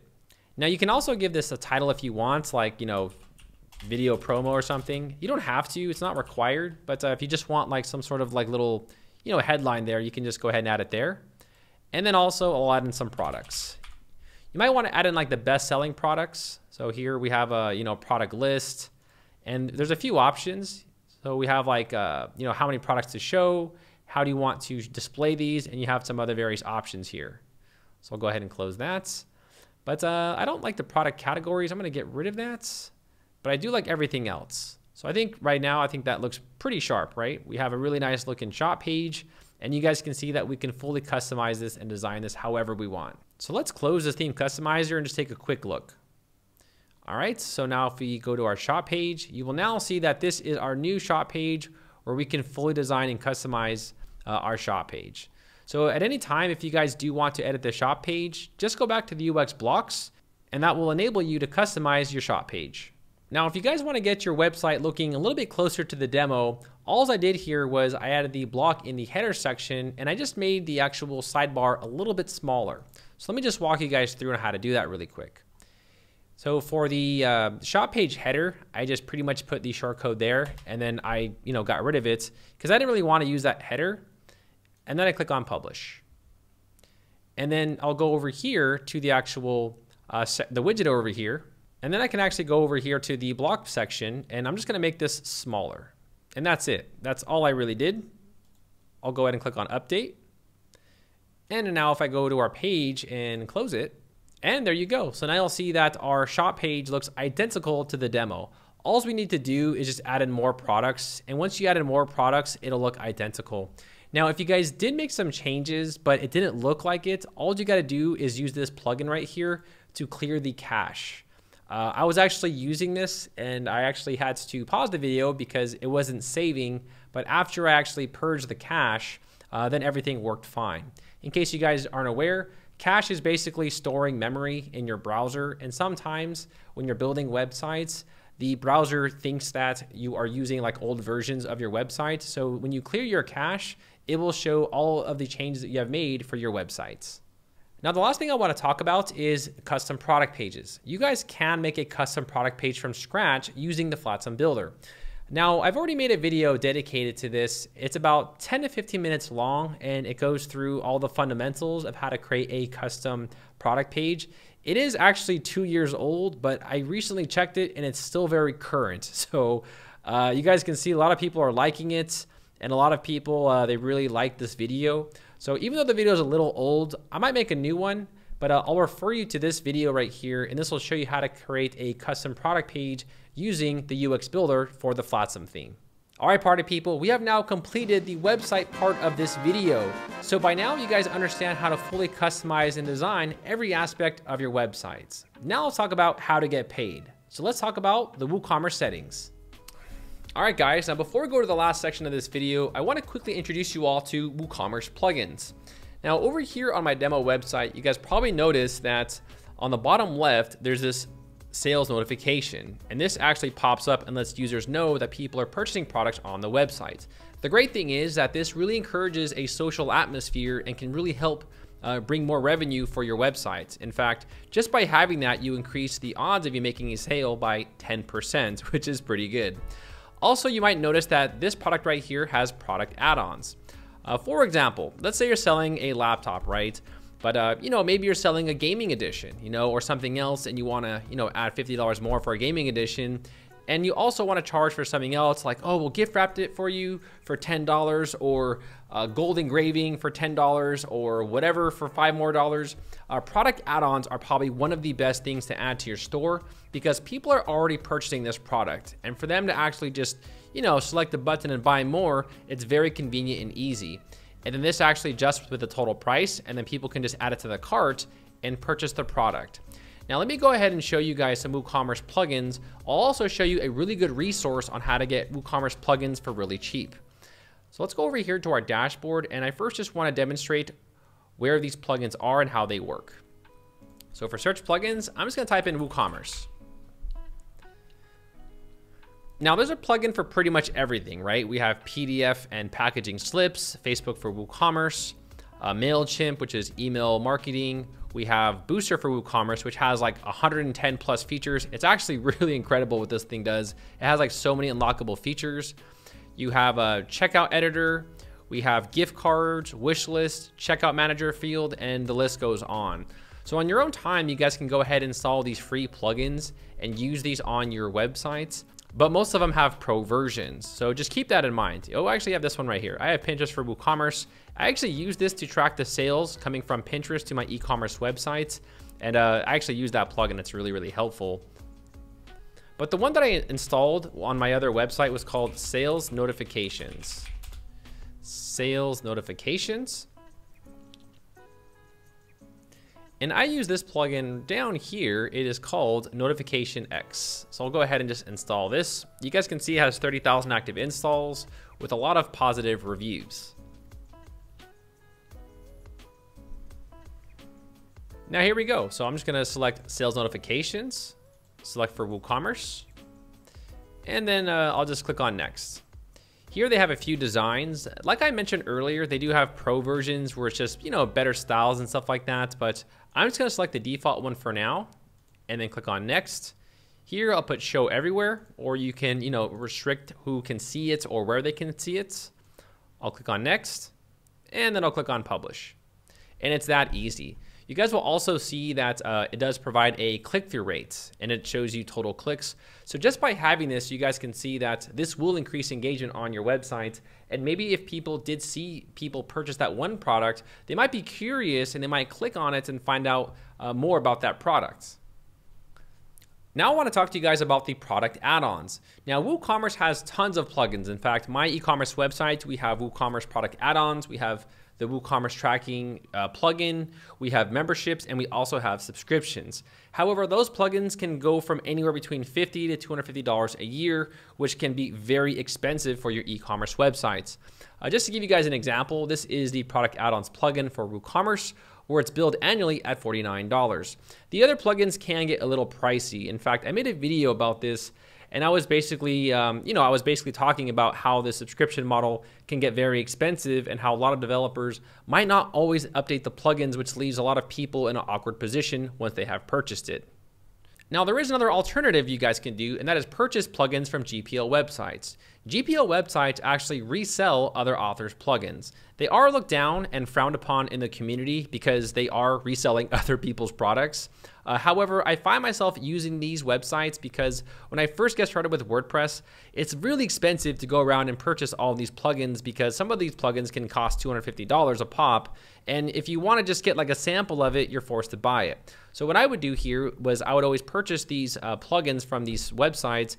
And then once I found myself using it on my e-commerce store, I would then buy a license from the original developer because I do want to support them at the same time. Now, WooCommerce offers many of the plugins here, but a lot of these plugins can get very expensive.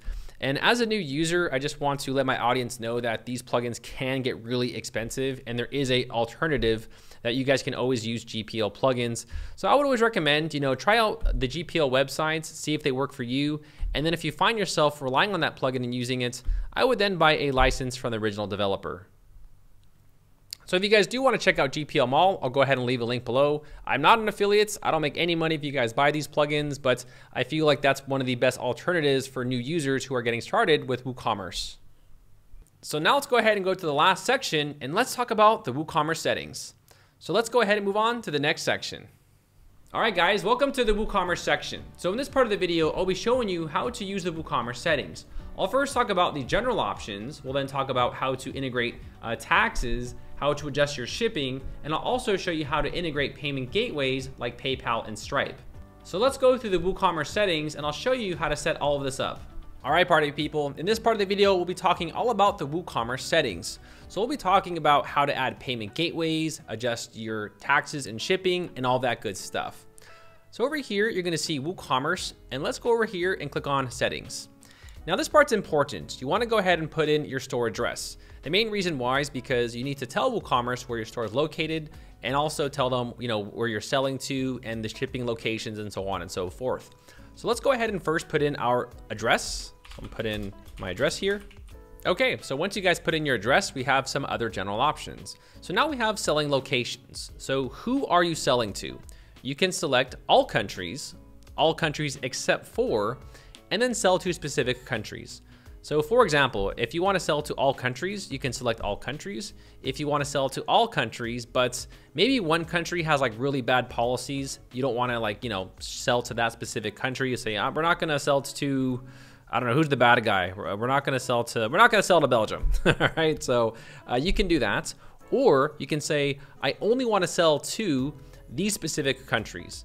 So since right now I'm in the United States, I'm going to put United States. And then we have Canada next to us. So I also want to sell to Canada, right? And then we'll go ahead and also put Mexico here. So I'll say I'm only going to sell to Canada, Mexico, and United States. And if you only want to sell to one country, you can just go ahead and say, you know what, I only want to sell to the United States, or you know, put whatever country that you want wherever you're from. Next, you have shipping locations. So do you want to ship to all the countries you sell to, ship to all countries, ship to specific countries, and then disable shipping and calculations. But this right here will apply to whatever you put when you select the sell to specific countries, right? Because you are only selling to United States. Here you have default customer location, you have geolocate, and then you have the page caching support. Now, what I found here is you should probably just do country and region, because if people are using a VPN, this is going to give you guys a lot of headache. So basically, if people are using a VPN, which a lot of people do, it might show them in a different location, and it might give them different shipping rates and different tax rates and so on and so forth. I want to enable the taxes, so I'll check that. And I also want to enable the use of coupon codes. Next, you have currency options. So whatever currency you guys want to accept, you'll just go ahead and select it here. You can see they have tons and tons of currencies that you guys can select. Once you guys select those options, you'll click on Save Changes. Next, let's click on Products. So the Products General section just basically says, you know, what weight unit do you want and dimensions units, and do you want to enable reviews? Those are probably the most important options from this section. I know like in Europe, and I know in Asia, and pretty much everywhere in the world, everyone uses kilograms, but we in America use pounds and ounces. You know, that's just what we use. And we also use inches and yards and stuff like that. So depending on what country you're from, you might want to select specific weight units and dimension units. If you guys want to enable reviews, you can do that.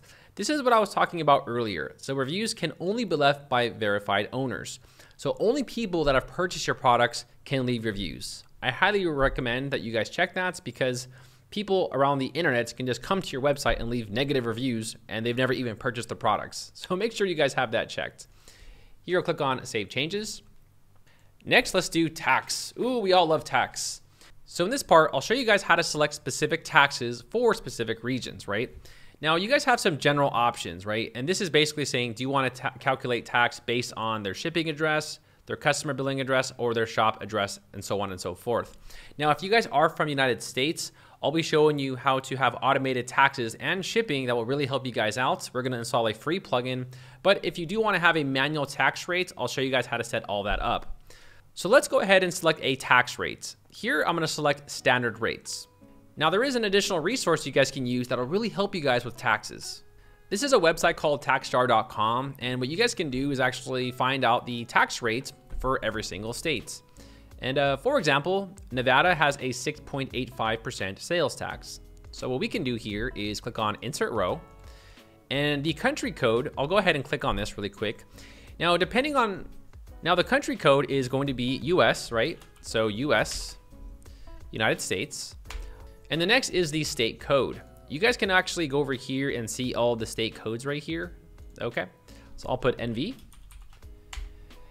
And I'm just going to give a global rate of Nevada, what is it? It's a 6.85%. Okay, so 6.85%. And this is basically saying, do you want a tax on top of the shipping? Some states do require this and some states don't. So you might want to look at your state and see if that is taxable or not. But I'm not going to tax on top of my shipping. And then I'll click on Save Changes. So great, there you go. We have now inserted a tax rate for our states. Now, let's say you guys are in a different country. Well, we can actually tax specific countries, specific rates as well. Right here, I'll click on Country Code. So this website will actually show you all the country codes, and what we can do is select specific tax rates for those specific countries. So who should we pick? Let's go ahead and pick Japan. All right, we're gonna pick Japan. All right, so it's JP. So the abbreviation is JP. So we're gonna go over here and put JP. So whatever country you're from, you might wanna find out what is the tax rate for your specific country. But I'm just going to imagine that Japan has a 5% tax rate. So I'll go over here and put 5%, and then I'll click on Save Changes. Okay. So as we can see, United States, for people in Nevada, are being charged a 6.85%. People in Japan are being charged a 5%. Now, let's say, for example, you want like a fallback, right? So I have United States here, right? And we only have Nevada. But what happens about the other states? Well, we can just put United States, right? And people in United States will be charged a flat tax rate of like 8% or something, you know, and we can just save that, right? So this is basically saying people in the United States will be charged 8%. However, people in the state of Nevada will be charged 6.85, and then people in Japan will be charged a 5% tax rate, making it, making it easier to understand. So that is pretty much the standard tax rates. Now, there is one exception, and that's where you can have reduced tax rates or zero rate areas. Now, let's say, for instance, Nevada, right? Nevada has this sales tax. However, in Reno, Nevada, they actually have like a 5% tax rate or something like that. It's a little bit smaller. So what we can do is we can actually target specific areas and give them a different rate. So for example, I'll select United States, country code, or I'm sorry, state code, NV. And then for Reno, Nevada, I'm gonna select the zip code for Reno, Nevada. Okay, I'm gonna put it in there, and then we're gonna put Reno. Now for Reno, I'm gonna say, you know what? Reno's getting a 4% tax rate, So I'll go ahead and insert the row and then save the changes. All right, so now what I'm basically saying is people who purchase my products from this specific region in this state are going to be subject to a 4% discounted rate versus people in the whole state of Nevada, they're gonna be charged 6.85%. So that is pretty much taxes summed up. It's pretty easy to get started, and once you guys actually make your rates, it's very easy for it to be more automated. Now let's talk about how to create automated taxes, because if you are in the United States, setting up your own taxes is gonna be a nightmare, right? So let me show you guys a plugin really quick that'll actually automate everything. So over here, I'm gonna go to search plugins, and we're gonna type in WooCommerce Shipping. And this is the plugin that we're gonna use. It is called WooCommerce Shipping and Tax. I'm gonna click on install now and then activate. Once you guys do this, you guys will have to sync this up with Jetpack. Jetpack is an additional plugin that just basically gives you analytics and stuff like that. It's not really that useful, but it's just they require it, guys. I'm just the middleman. I'm just the middleman. So let's go ahead and install Jetpack and connect. Now, once you guys sync it up, it'll want you guys to create an account. Creating an account is free, does not cost you guys anything whatsoever. So I'm gonna go ahead and create an account and then log in. All right, great. I'm gonna go ahead and dismiss this. Now I have synced this all up. So we're now gonna go to the WooCommerce settings, and now we're gonna enable automated taxes. It's really simple. There's actually an option where you just check a box and it's done. So now you'll see that there's this automated taxes where you can actually enable automated taxes, making it really easy to set up your taxes. So I'll scroll down and I'll click on Save Changes. All right, congrats. So now we have set up our taxes. Now let's go ahead and talk about shipping. Here I'll click on shipping. Now shipping is pretty easy to get started with. Right here, I'll click on Add a Shipping Zone. Now, where do you want to ship to? You're gonna put that region right here. So I'm gonna put United States, right? United States, and we have United States right here. So United States, there we go. I'm gonna close this box, it gets a little annoying. Now I'm gonna select Add a Shipping Method, and we have a few options. You guys can do flat rate, free shipping, or local pickup. I'll just first do flat rates. And I want to charge a flat rate for my shipping. So right here, I'll click on edit. And then now we're going to select a flat rate of $5, right? And that's it. This section right here, you probably don't see it yet, and I'll get to that in just a bit. But for now, I'm just basically saying that my shipping rate is $5. Is this taxable? I'm going to put no. So I'm just going to charge a $5 shipping rate and then click on Save Changes. All right, now over here in my cart, I've already added something, and you can see that the flat rate is now $5. You guys might want to check with the post office and find out how much shipping costs, because it does fluctuate. Now let's say, for example, you guys want to add free shipping for people who spend a specific amount, right? Maybe people who spend more than $100, you want to give them free shipping. So right here we have Add Shipping Method, and we can now select free shipping. Here I'll click on Add a Shipping Method, and then I'll click on Edit. Now, free shipping requires what? A valid shipping coupon, a minimum order amount. You can put coupon or amount, or both. But I'm gonna select a minimum order amount of $100. And then click on Save Changes. Now, you guys can just offer free shipping for all of your customers if you wanna do that by just deleting the actual flat rates. So it really depends on how you wanna approach your shipping. You guys can have flat rates, or you can offer free shipping. Now there's one more that I want to select, and that is shipping rates without a region. So over here, let's click on shipping zones. And here we have United States. However, sometimes people might purchase my product outside of this region. So I want to select like a fallback policy just so that, I don't lose business and we'll charge shipping if people are not in specific regions that we set, right? So I'll go ahead and select add a shipping method and a flat rates. And I'll just charge people like, I don't know, like $10. So if someone from Mexico buys my product that I didn't plan upon, I'll say, you know what, I didn't set the shipping rate for them, but hey, I don't want to lose business, so I'll charge them $10 if they're willing to accept that. And then click on Save Changes. So let's go to shipping zones and let's summarize. So we are selling in the United States as a flat rate of around, I think it's $5, right? However, if people spend more than $100, they get free shipping. Now, if somebody outside of the United States buys our product, they'll be charged a shipping rate of $10. So just remember, you guys can always add more shipping zones and you can select as many countries as you want. However, if you guys decide to do that, just remember that in the general settings, you guys must add the country over here, sell to specific countries. So for example, I'll put in Canada, right? So I'll put in Canada, and then I'll go ahead and click on Save Changes. I'll go back to shipping, and then I'll click on Add a Shipping Zone. So now I want to select one for Canada, right? And I'll type in Canada here, and you'll see that Canada appears. However, if I try to sell to another country that's not on my list, like Mexico, you guys will see that Mexico isn't available, right? Only New Mexico. Same with like any other country, right? Like Germany or something, So you'll see that WooCommerce does not allow you to select Germany because you have not added Germany to the options where you put sell to specific countries. So we have Canada. And people from Canada are going to be charged a little bit more because it's farther. So I'll say, you know what, you guys from Canada, you'll be charged like, I don't know, $9, right? And then I'll click on Save Changes. Okay, so just to summarize, people in the United States will be charged a flat rate, and they also get free shipping if they spend more than $100. People in Canada will be charged $9, and people not covered by my other zones, I believe they'll be charged $10, right? So that's how you guys can create shipping zones for all of your products for your e-commerce websites. So next, let's talk about shipping options. And there is one important option here that I want you guys to select. Here you have default to customer shipping address. Make sure that you guys actually have that checked and click on Save Changes.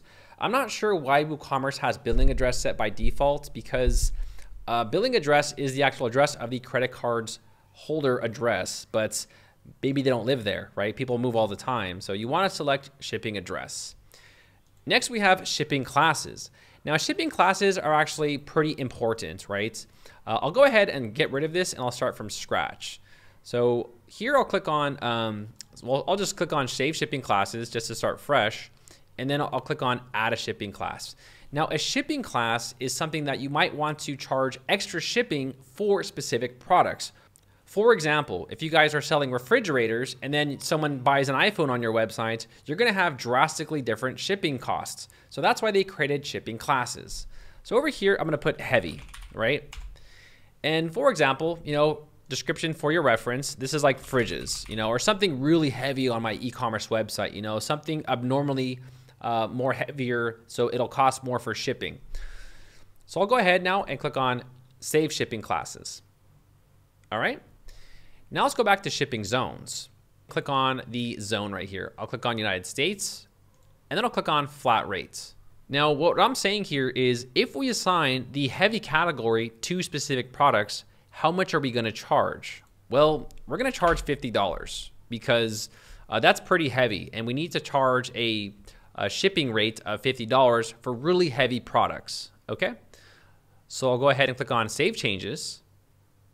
Now we need to assign that heavy category to our product, right? So let's go over here to Visit Sites. I'll go to my shop, and then I'll select these headphones. Let's just say these headphone guys are like super heavy, okay? We'll just imagine that. So here I'll click on Edit Product, and now I'm going to scroll down right here, and where it says the shipping, I now want to assign the shipping class to heavy. So basically what I'm saying here is this product is really heavy and they're going to be charged $50 for shipping because this product is way more heavier than other products. So then I'll click on Update. Next, I'll click on View Products, and we're going to add this to the cart. I'll add this to the carts, and then I'll click on View Cart. Okay, so let's summarize. The Amazing White headphones is subject to a $5 shipping rate. However, the multi-purpose headphones that cost $50 is subject to a $50 fee if people actually purchase that product because we assigned the heavy category. Okay, so let's summarize here. The Amazing White headphones has a $5 shipping fee. However, the multi-purpose headphones is subject to a $50 shipping fee because it is in the heavy category. Now, if you guys decide to do this, you guys might want to disable the minimum order amount gets free shipping because you can see that the customer can now get free shipping. So you might actually lose money in that ordeal. So if you do have really heavy products, you probably want to disable the free shipping if they reach a specific amount. But this is how you guys can add shipping classes to your product. It's a great way on how to save money if you guys are selling multiple products with different weights. All right, so now that we talked about shipping, let's go over here to accounts and privacy. We'll do payments at the very last. Now, accounts and privacy pretty much lets users create an account during checkout. I recommend selecting that, but if you guys want to have guest checkout or you want to force users to create an account when they're purchasing something, you guys are going to select all of that here. So allow customers to create an account during checkouts. Allow customers to create an account on the My Account page. I recommend having all of these checked because that will allow users to create an account and then you can actually, capture their information and then you can market to them later. Here you guys have some account erasure requests and then you have some personal data removal and all this stuff. I'm not really too familiar with about this. This is relatively new. It's been out for about a year. So if you guys do want to remove access to downloads on request or any information, you guys can check those boxes there. But I'm going to go ahead and scroll down here and then click on Save Changes. Over here we have integrations. This doesn't apply to us. And then lastly, we have the advanced. And if you guys don't know what you're doing, don't select anything on this page, okay? Now let's talk about emails. Now emails are actually really important. You guys also might need to know HTML code in order to edit these email templates. And that can be very hard, right? However, there is a free solution. You guys can go ahead and use a free plugin. And I actually made a video on this plugin right here. And as you can see that it's completely drag and drop and you can decorate the whole email using a drag and drop builder. You can change the colors, the fonts, and make it look like your brand and all that cool stuff. So you'll see here, I'm just kind of messing around with it. I'm going through with it, but I would recommend watching this video. I will leave this video in the description below, and I highly recommend to use this product because it's completely free and it does a really, really, really good job. All right, so check out this video and use that plugin. It'll save you a ton of headaches and it'll make you look a lot more professional. So now let's talk about the best part about this video is payments. Now we're gonna use two specific type of payments. We're gonna use PayPal and we're also gonna use Stripe. Now we need to install a plugin in order to activate those payment gateways. Down here, you're gonna see plugins. Click on add new. Whoops, there we go. Wait, hold on. There it is, okay, add new. And we're going to type in Stripe. And we're going to install this plugin. It is the WooCommerce Stripe Payment Gateway. Go ahead and click on Install Now. And then click on Activate. Okay. Now we're going to install one more. Over here, click on Add New again. And we're going to type in PayPal this time. PayPal and Stripe are the most popular payment gateways, probably on the planet. They are really popular because they're really easy to use, they're very cheap, and they're just so convenient because they're accepted all around the world. Here you have the WooCommerce PayPal payments. Just go ahead and install that, and then click on Activate. All right, cool. Now let's go ahead and talk about both payment gateways. This is Stripe.com. Stripe.com is a free service, and all you guys need to do is sign up and make a free account. They have a charge of 2.9%, and that is standard for all payment merchants in the industry. However, there is no credit check and it's completely free to get started, and they will deposit money directly into your bank account right away. Now we're gonna use this payment gateway, and we're also going to use PayPal. As you guys know, PayPal is probably one of the most popular global merchants out there. If you guys are doing business in other parts of the world, companies like Stripe are a little restricted in parts of the Middle East and some parts in South America. But PayPal is accepted all around the world. So you can use this for pretty much every single person on the planet. So I'll show you guys how to integrate both of these onto your e-commerce websites. Once someone purchases something on your website, the money will go to these merchants and then they are going to deposit it into your bank account. So let's first start with Stripe. Now you guys will need to make a free account with Stripe. I already have an account with Stripe. In fact, I use this on my website, darylwilson.com, and that's where we make a majority of our income, and all the money goes to our Stripe accounts, and that's how we make money. We use Stripe too. So I'm gonna go ahead and log into my demo account, and I'll meet you in the dashboard. So here is my current Stripe account. You guys can see that we are selling templates on my websites. And this is all the analytics. So you'll see that this month we made around, $8,000. And yeah, everything's going really well. So this is my current Stripe account. You guys can see that we have a balance of almost $7,000, and our net sales for this month is about, almost $7,000, so it's doing pretty well. Now I'm gonna switch to my demo business, and I'll walk you guys through on how to integrate this. All right, so here we go. This is my demo account, but it is connected. We have connected this to a bank account. We went through the process of actually giving them our documents, and everything is all set. Now, it's really easy to integrate this. All you're gonna do is click a button and you're done. It's so simple. So over here, WooCommerce Settings, we'll click on Payments. And I first need to turn on Stripe. So when I turn it on, it's gonna walk me through a setup right here. Here it's saying, create or connect an account. I'll click on connect an account. Here it's saying, okay, which account you want to connect. So I'm going to connect my demo business, and then I'll click on connect. So now our account is synced up. However, there's a little bit more to do. Here I'm going to scroll down, and you're going to see that everything is enabled, but the webhook is not. We need to go ahead and take this URL right here, and we're going to copy and paste this into Stripe. Once we do that, we're then going to get back a secret key, which we are going to insert on our website that'll fully connect it. So let's go back over here, and I'm going to click on developers, and then here we have webhooks. I'm going to click on add an endpoint. You are now going to paste that URL right here, and you're going to tell Stripe what you're using this for. So I'm using this to capture payments on my e-commerce website. Sorry guys, I can't really type that well because I got a microphone in front of my face, but there you go. Now right here, you'll see select events. Click on select events, click on charge, and then click on select all charge events. Click on add events, scroll to the bottom, and then click on add the endpoint. Once that's done, you are now going to see these signing secrets. All you got to do is click on reveal, and you're just going to paste this in there into your websites. So over here, we're at our websites. I'll click on edit account keys, and now we're going to paste that webhook right there. And then I'll click on save live keys. And if we scroll down, you will now see that our website is fully enabled, and this is now a legitimate e-commerce website that can now start accepting credit card payments on our website. So pretty exciting, congratulations. Now you guys might notice here how when I clicked on edit account keys, there is live and there's also test mode.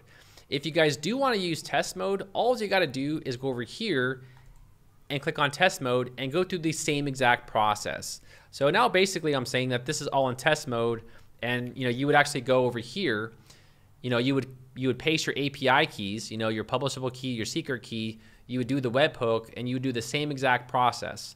With the test mode, you guys can actually just see how it looks like, from a test point of view. No credit cards are required, and it just gives you a better idea of how the transactional process will take place. So on your own free time, feel free to check out test mode. It's free, and it's really easy to get started with. So now that I showed you guys how to enable Stripe, I'll scroll to the bottom here, and I will click on Save Changes. Now there is one other important thing that I didn't mention, was the bank statement. So when people actually buy something on your websites, what do you want it to say on their bank statements? Well, it puts Daryl's Goods. Daryl's Goods. It's just so they remember, right? Just so you don't get charged back and stuff. Chargebacks are the worst. But hey guys, it happens to everyone sometimes, So yeah, that's that. So now that I showed you guys how to do Stripe, now let's talk about PayPal. So let's go over here to PayPal, right? And I'm gonna activate PayPal. All right, now before we select PayPal, we need to create a PayPal account. Now I wanna be very transparent. When you go to PayPal and you click on sign up, you guys need to select a business account, okay? So this does not work for a personal account. It must be a business account. The great part is PayPal no longer charges for a business account. I believe like a year ago or 2 years ago, it was $40 a month. However, now it is completely free. They do not charge you anything whatsoever. So that's really cool. So go ahead and make a business account. And once you guys do that, I will meet you in your own PayPal dashboard. All right, so here is my PayPal balance. You guys can see that we have almost $40,000 in this account, and we have some PayPal working capital stuff. And yeah, this is my current PayPal account. Now, what I want to do is I want to actually sync this up with my PayPal account, right? So right here, I'm going to select accept all major credit cards and then click on activate PayPal. Now, once you are logged in with PayPal, it's going to actually know that on your browser by your cache, and then you'll just go ahead and connect this. So I'll go ahead and click on next. All right, and once you guys log into your PayPal account, it'll want you to connect PayPal with WooCommerce. So go ahead and click on agree and connect. And that's it. You are now synced up with PayPal. So right here, go ahead and click on go back to WooCommerce. Now there are some options that I recommend that you guys check, because what it's going to do is that it's going to basically start recommending all these other different payment merchants and services on your website that can get really annoying. Right here, we have standard payments. Let's go ahead and first enable the PayPal gateway, right? However, I want to get rid of all of these right here, because these are actually going to display on like your products, on your add to cart page, and all these unnecessary pages. So for example, I want to disable this on single products. You guys can choose to have that on products, but I just find that kind of annoying. You know, it constantly tries to get people to buy stuff on every product page, which I don't know. I just feel like it's kind of spammy. Also, we can hide this on the cart. So basically what I'm saying is I only want to select like the checkout process on the actual checkout page. So I want to basically let people buy only on the checkout page and no other page, right? So once you guys select that, we'll scroll to the bottom and click on Save Changes. All right, and the very last thing is we are now going to apply a coupon code, and then we're going to have a live transaction on our website. So over here, you're going to see marketing, and then we have coupons. Now we're going to create a coupon really quick, and we're going to make it free so that we can actually just, you know, check out on our website using a free coupon code. So here I'll type in free. Now we have a few options. We have discount type, which is the dollar amount, and then we have the percentage discount. So right here, you can see that there is a discount type, and there's a few different options. We have percentage, fixed cart, or a fixed product discount. The percentage discount will give the total percentage discount in the cart. The fixed cart discount is a dollar amount, or you can give a specific amount discount for a specific product. But I'm gonna select percentage discounts. Now, how much does this discount give, right? Well, we can put like 10% discount, right? Or 20% or 30%. Does this also grant free shipping? Sure, why not? When does this coupon expire? Well, I'm gonna put on the 31st. Here we have usage restrictions. So what is the minimum spend? Well, I'll put they must spend at least like, I don't know, 20 bucks. No maximum, right? And then here you guys can actually put specific products or exclude specific products. You can even go a step further and exclude categories or add specific categories. This is ideal if you guys have like a brand new product and you don't want to offer it on sale. You guys can offer pretty much all your products on sale except for your new products. Here we have usage limits. And this is basically saying how many times can a person use this coupon, or how many times can this coupon be used on your store, period. So I'll say, you know what, this has unlimited usage, but the same person can only use this coupon code one time, right? And then I'll click on publish. All right, so that is a coupon code. Now what I'm gonna do here is I'm gonna make one more. All right, so I made my other coupon code, which is a 100% discount. So let's go ahead now and test it out. So we're back at our cart page, and if I scroll down, you'll see that we can add a coupon code. Now the current price is $185. However, if I put in free, we should get a 10% discount.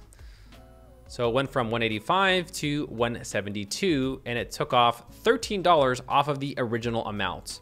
Now let's go ahead and use the other coupon code, which was test. So test. Now this is a 100% discount, right? So now you guys will see that it basically offers a 100% discount on the products. However, we do have an issue here, and that is the shipping is still applied. If you guys do want to actually give them free shipping as well, you need to select the option for free shipping in the coupon section. So for example, on my test coupon, all I got to do here is select the allow free shipping and then click on update. You guys will also need to select a free shipping method. Remember earlier how there was a requirement for free shipping? Well, you guys will need to adjust that in the shipping zone section. So we're back at the shipping section where we have free shipping, and all I got to do here is click on edit, and then we're going to go over here and put a minimum order amount or a coupon. All right, and then click on save changes. All right, so let's test this out. I'm gonna go ahead and go back over here and I'll put in test, click on apply coupon, and then you'll see that the user has free shipping available where they don't have to pay for shipping. So I'll go to proceed to checkout. And here is our checkout details. So the user will then go ahead and fill out their billing information. All right, and once the user has selected it, they will then click on place order. And that's it. This is the checkout page where it shows the user all the information. It shows them what they purchased. And it also has the email right here. And look at that, at the bottom left, it just told everybody that we actually purchased this product right here. So that's also pretty cool. So congratulations, that's pretty much it. That's how you guys can add payment gateways and have people purchase products on your e-commerce website. Now let me run you guys through a live transaction and show you guys how that works. Now I actually want to adjust some things. I don't really like this buy with Google Pay, and I also had to put something here in order for Flatsome to recognize this as a address, right? So I want to go ahead and change that. So let's do both of those really quick, and we'll also add a terms and conditions page, and you'll be on your way. So over here under payments, I'm going to uncheck this because I just don't like that. I feel like it's kind of annoying. And now I'm going to go run a test transaction here on Stripe. So I'm going to enable test mode, edit account keys, and now I'm going to go over here and I'm just going to copy and paste this. So the publishable key, and then also the secret key. And then over here we have our webhook. So I'm going to do the same exact thing here, right? I'm going to speed this up a little bit. Webhooks, add endpoints, paste in that, put demo. We're going to select an endpoint, charge, select all charge events, add events, and then add an endpoints. I'll then get the signing secrets, copy that, go back and then paste that in there, and we are all set and done. Now the next thing I'm gonna do is I'm gonna create a page for my terms and conditions. You guys can use this website and this will actually just automatically create one for you guys, and you guys can kind of mess with it and edit it to your liking. But I'll put, you know, Flatsome here. Flatsome, we're gonna put our websites, and then I'll click on generate my terms and conditions. I'll go ahead and copy this text to clipboard. We'll now go back to my website and we're gonna make a page here. So we're gonna make a page for our terms and conditions. You guys can also do the same thing for your privacy policy. So this is the terms and conditions. I wanna get rid of this block here. I don't know why it keeps adding in that block, and I'm just gonna paste this in there. All right, cool. Here I'll click on publish and publish.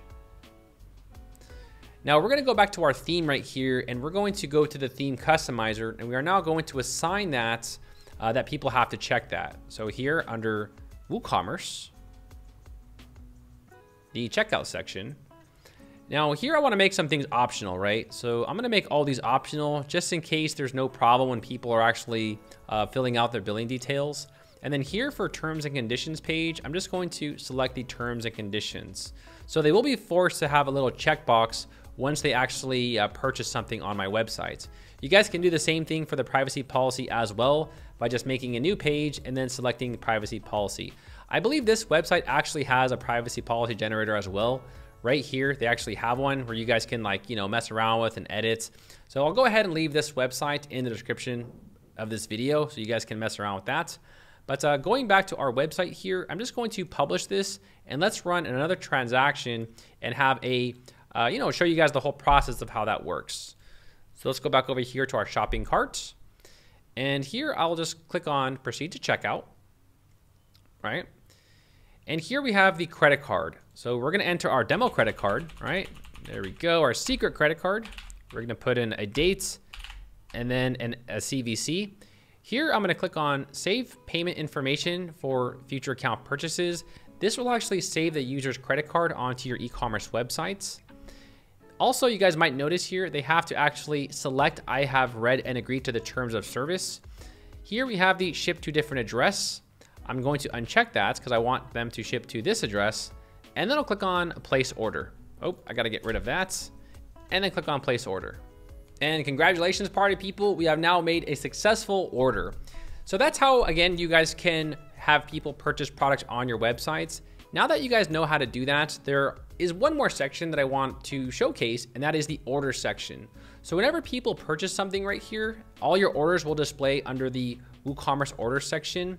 And here you guys can get more information about the actual person who purchased the product, what they purchased, and you guys can actually set this to completed by saying, oh, we shipped the product, and then we'll just go ahead and update that. Also, you guys can add a shipment tracking if you guys have the WooCommerce tracking shipping plugin installed. That is outside of WooCommerce. It does not come by default. But if you guys do that, you guys can add your, your tracking there, so customers will be emailed tracking information about their product. All right, party people, well, congratulations on making your new e-commerce website. It's a really exciting thing, when you start selling your own products and stuff like that. Now, I'll be having a follow-up video that shows you guys how to properly market your e-commerce websites. I started an e-commerce website called copycoffee.com, and I'll show you guys exactly what we did to start making sales. I did not advertise it at all on YouTube whatsoever, and after probably like 3 months, we made around $1,000 in sales. So make sure to subscribe, like this video, and if you guys have any comments or questions, feel free to let me know in the comments below. I'll do my best to get to them. All right, no promises, but I'll do my best, okay? My name is Daryl Wilson, and I will see all of you party people in the next video, guys. Take care.